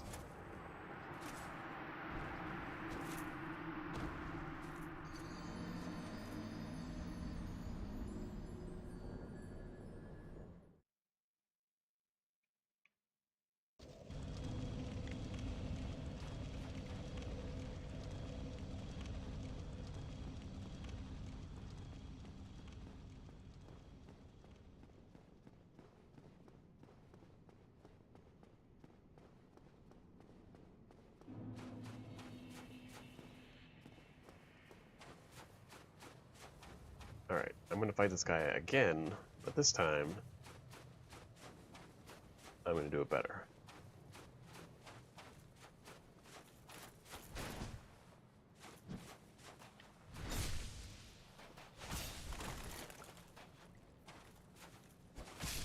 Much better. Ooh. I didn't realize they dropped their shield. I guess I knew it, I just thought the shield was on the ground. But makes sense then I think about it.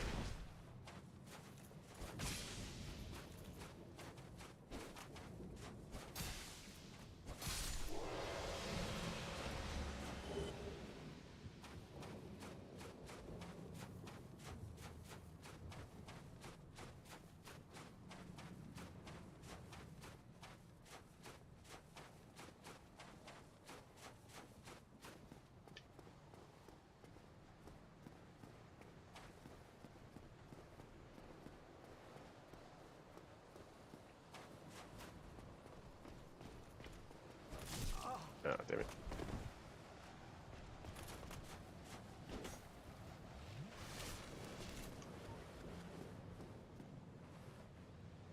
Oh. Interesting. So what's up? That's cool.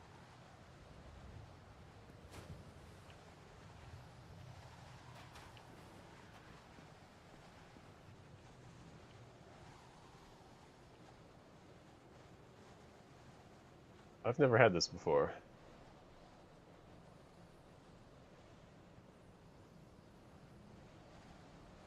I feel like I really want to backstab him, but I also he fixed himself.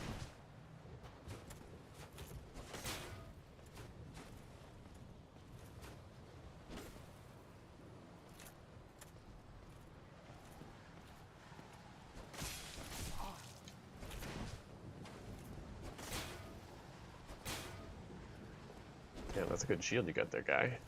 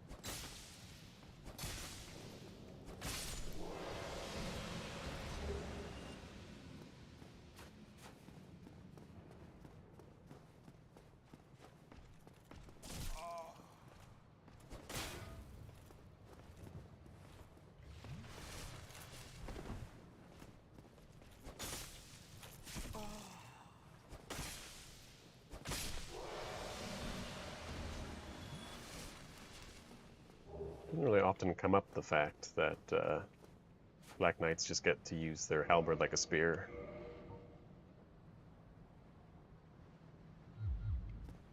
Alright.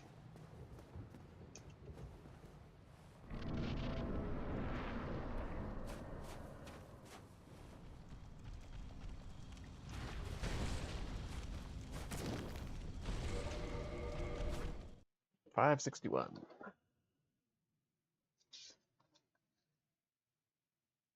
is a very nice high number. Hard to argue with.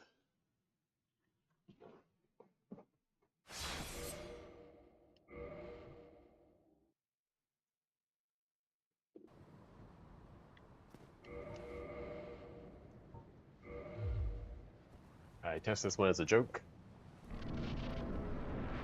because I believe it does extra damage to people like Gwyn.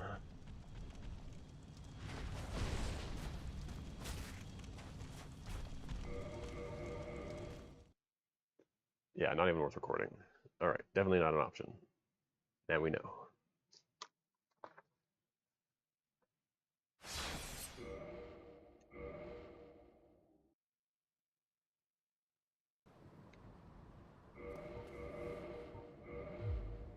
Is this on here? It is on the list. Oh, I'm supposed to put Crystal Magic Weapon on it. Okay, well, we're not going to test it by itself then.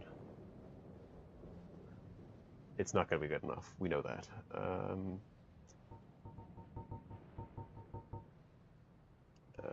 Might as well.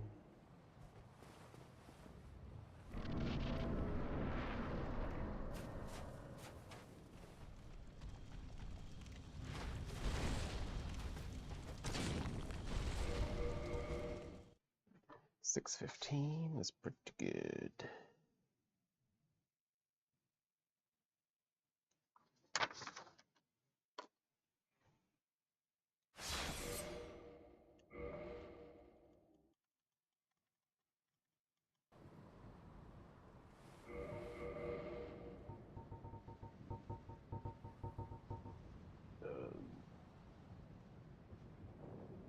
It's on the list. We'll test it. Why not? If for no other reason than to cross it off forever.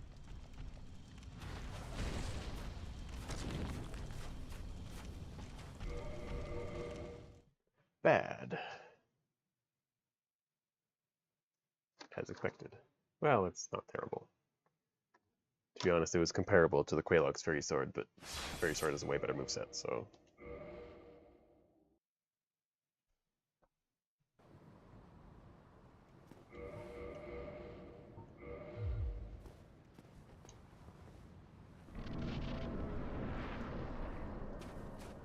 Realistically, I'd like to get this one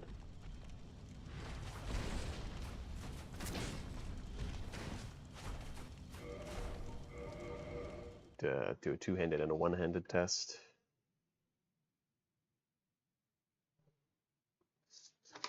Because its one-handed moveset is a lot easier to hit stuff with, but does a lot less damage.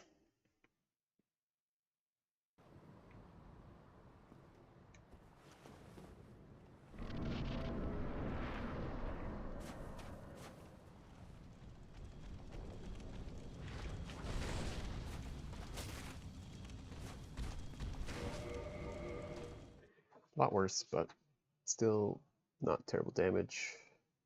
Problem is probably stamina management on that.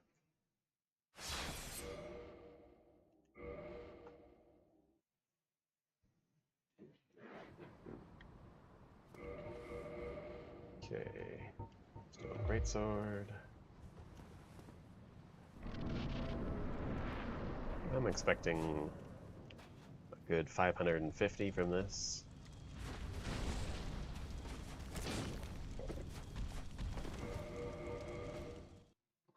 Really bad. But if it had to be done, it had to be done.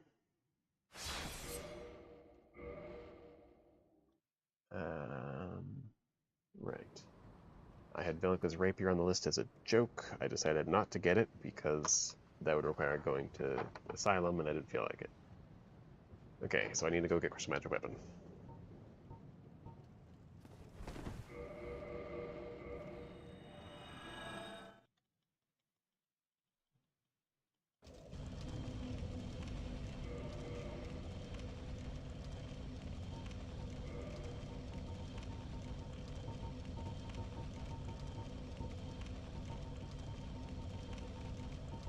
God, I need to clean up this inventory.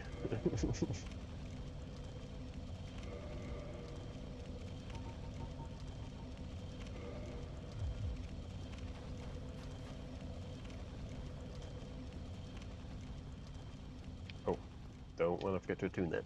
That is important.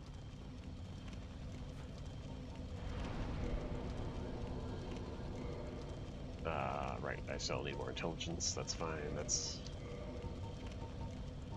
we can test it later, I guess. Yeah.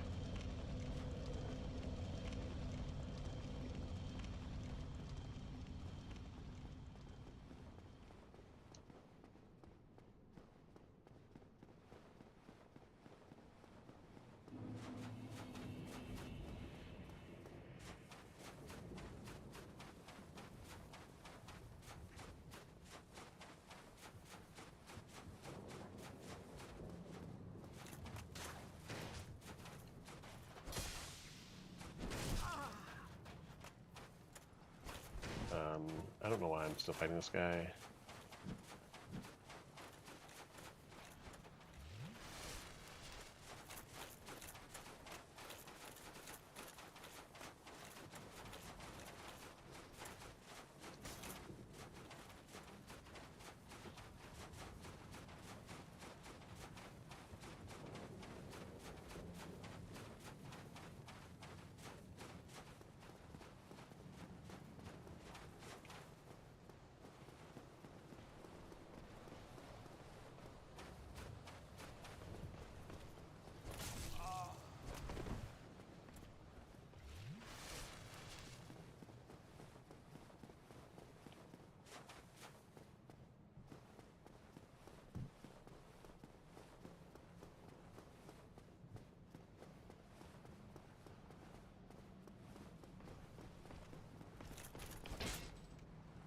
That's my favorite.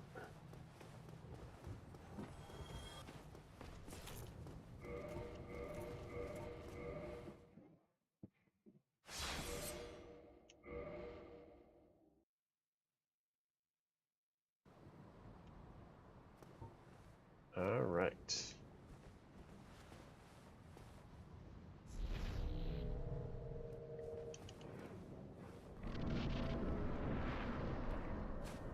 I'm expecting good things here.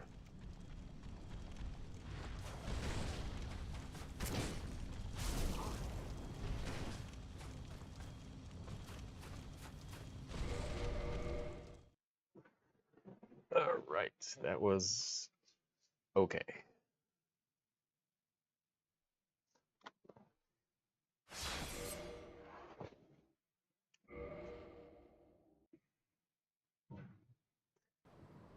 Realistically, I think probably the most likely strat that I'll actually be using against Gwyn is the Great Combustion strat.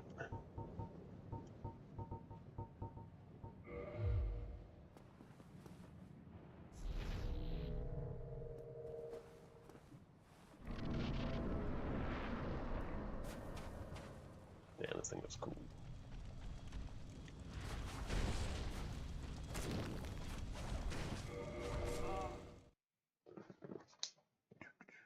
$359.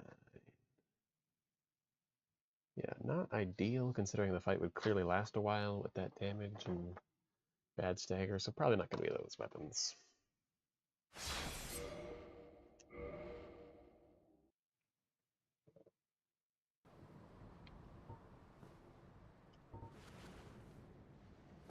All right.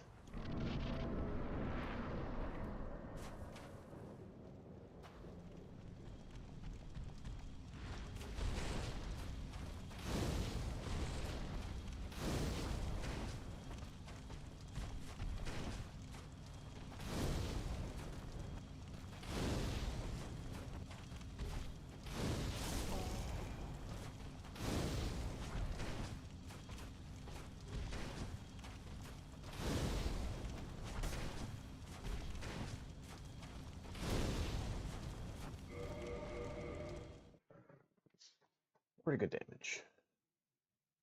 Problem is I need a few more casts.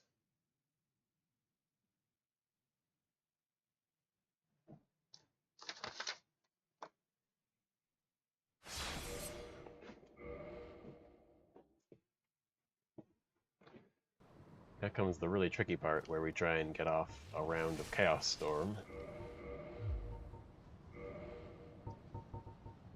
So I'll be throwing on some Havels for that.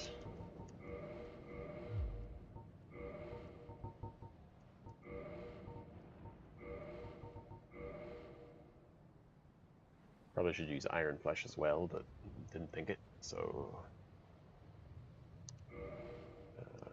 not taking damage isn't going to matter as much as not getting staggered. Okay.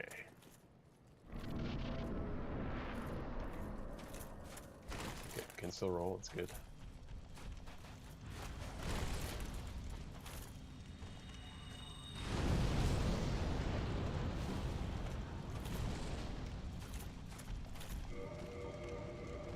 Not terrible. You can get lucky and get some damage in.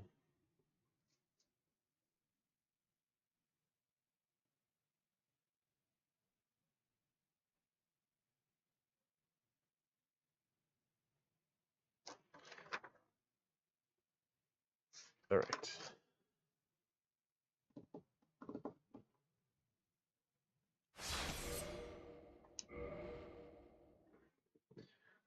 Don't really have much else to test right now.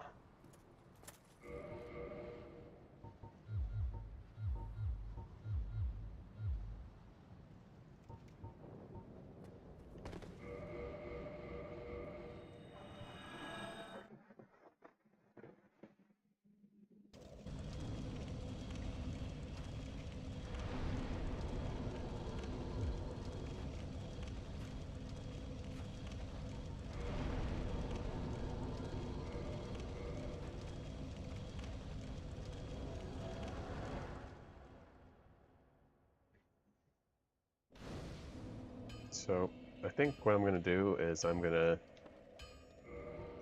call it a day for the stream. Did a lot of testing. I was doing more today, but I'm not going to be streaming it.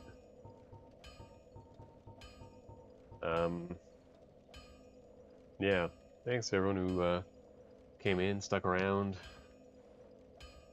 All that. I'm going to get going.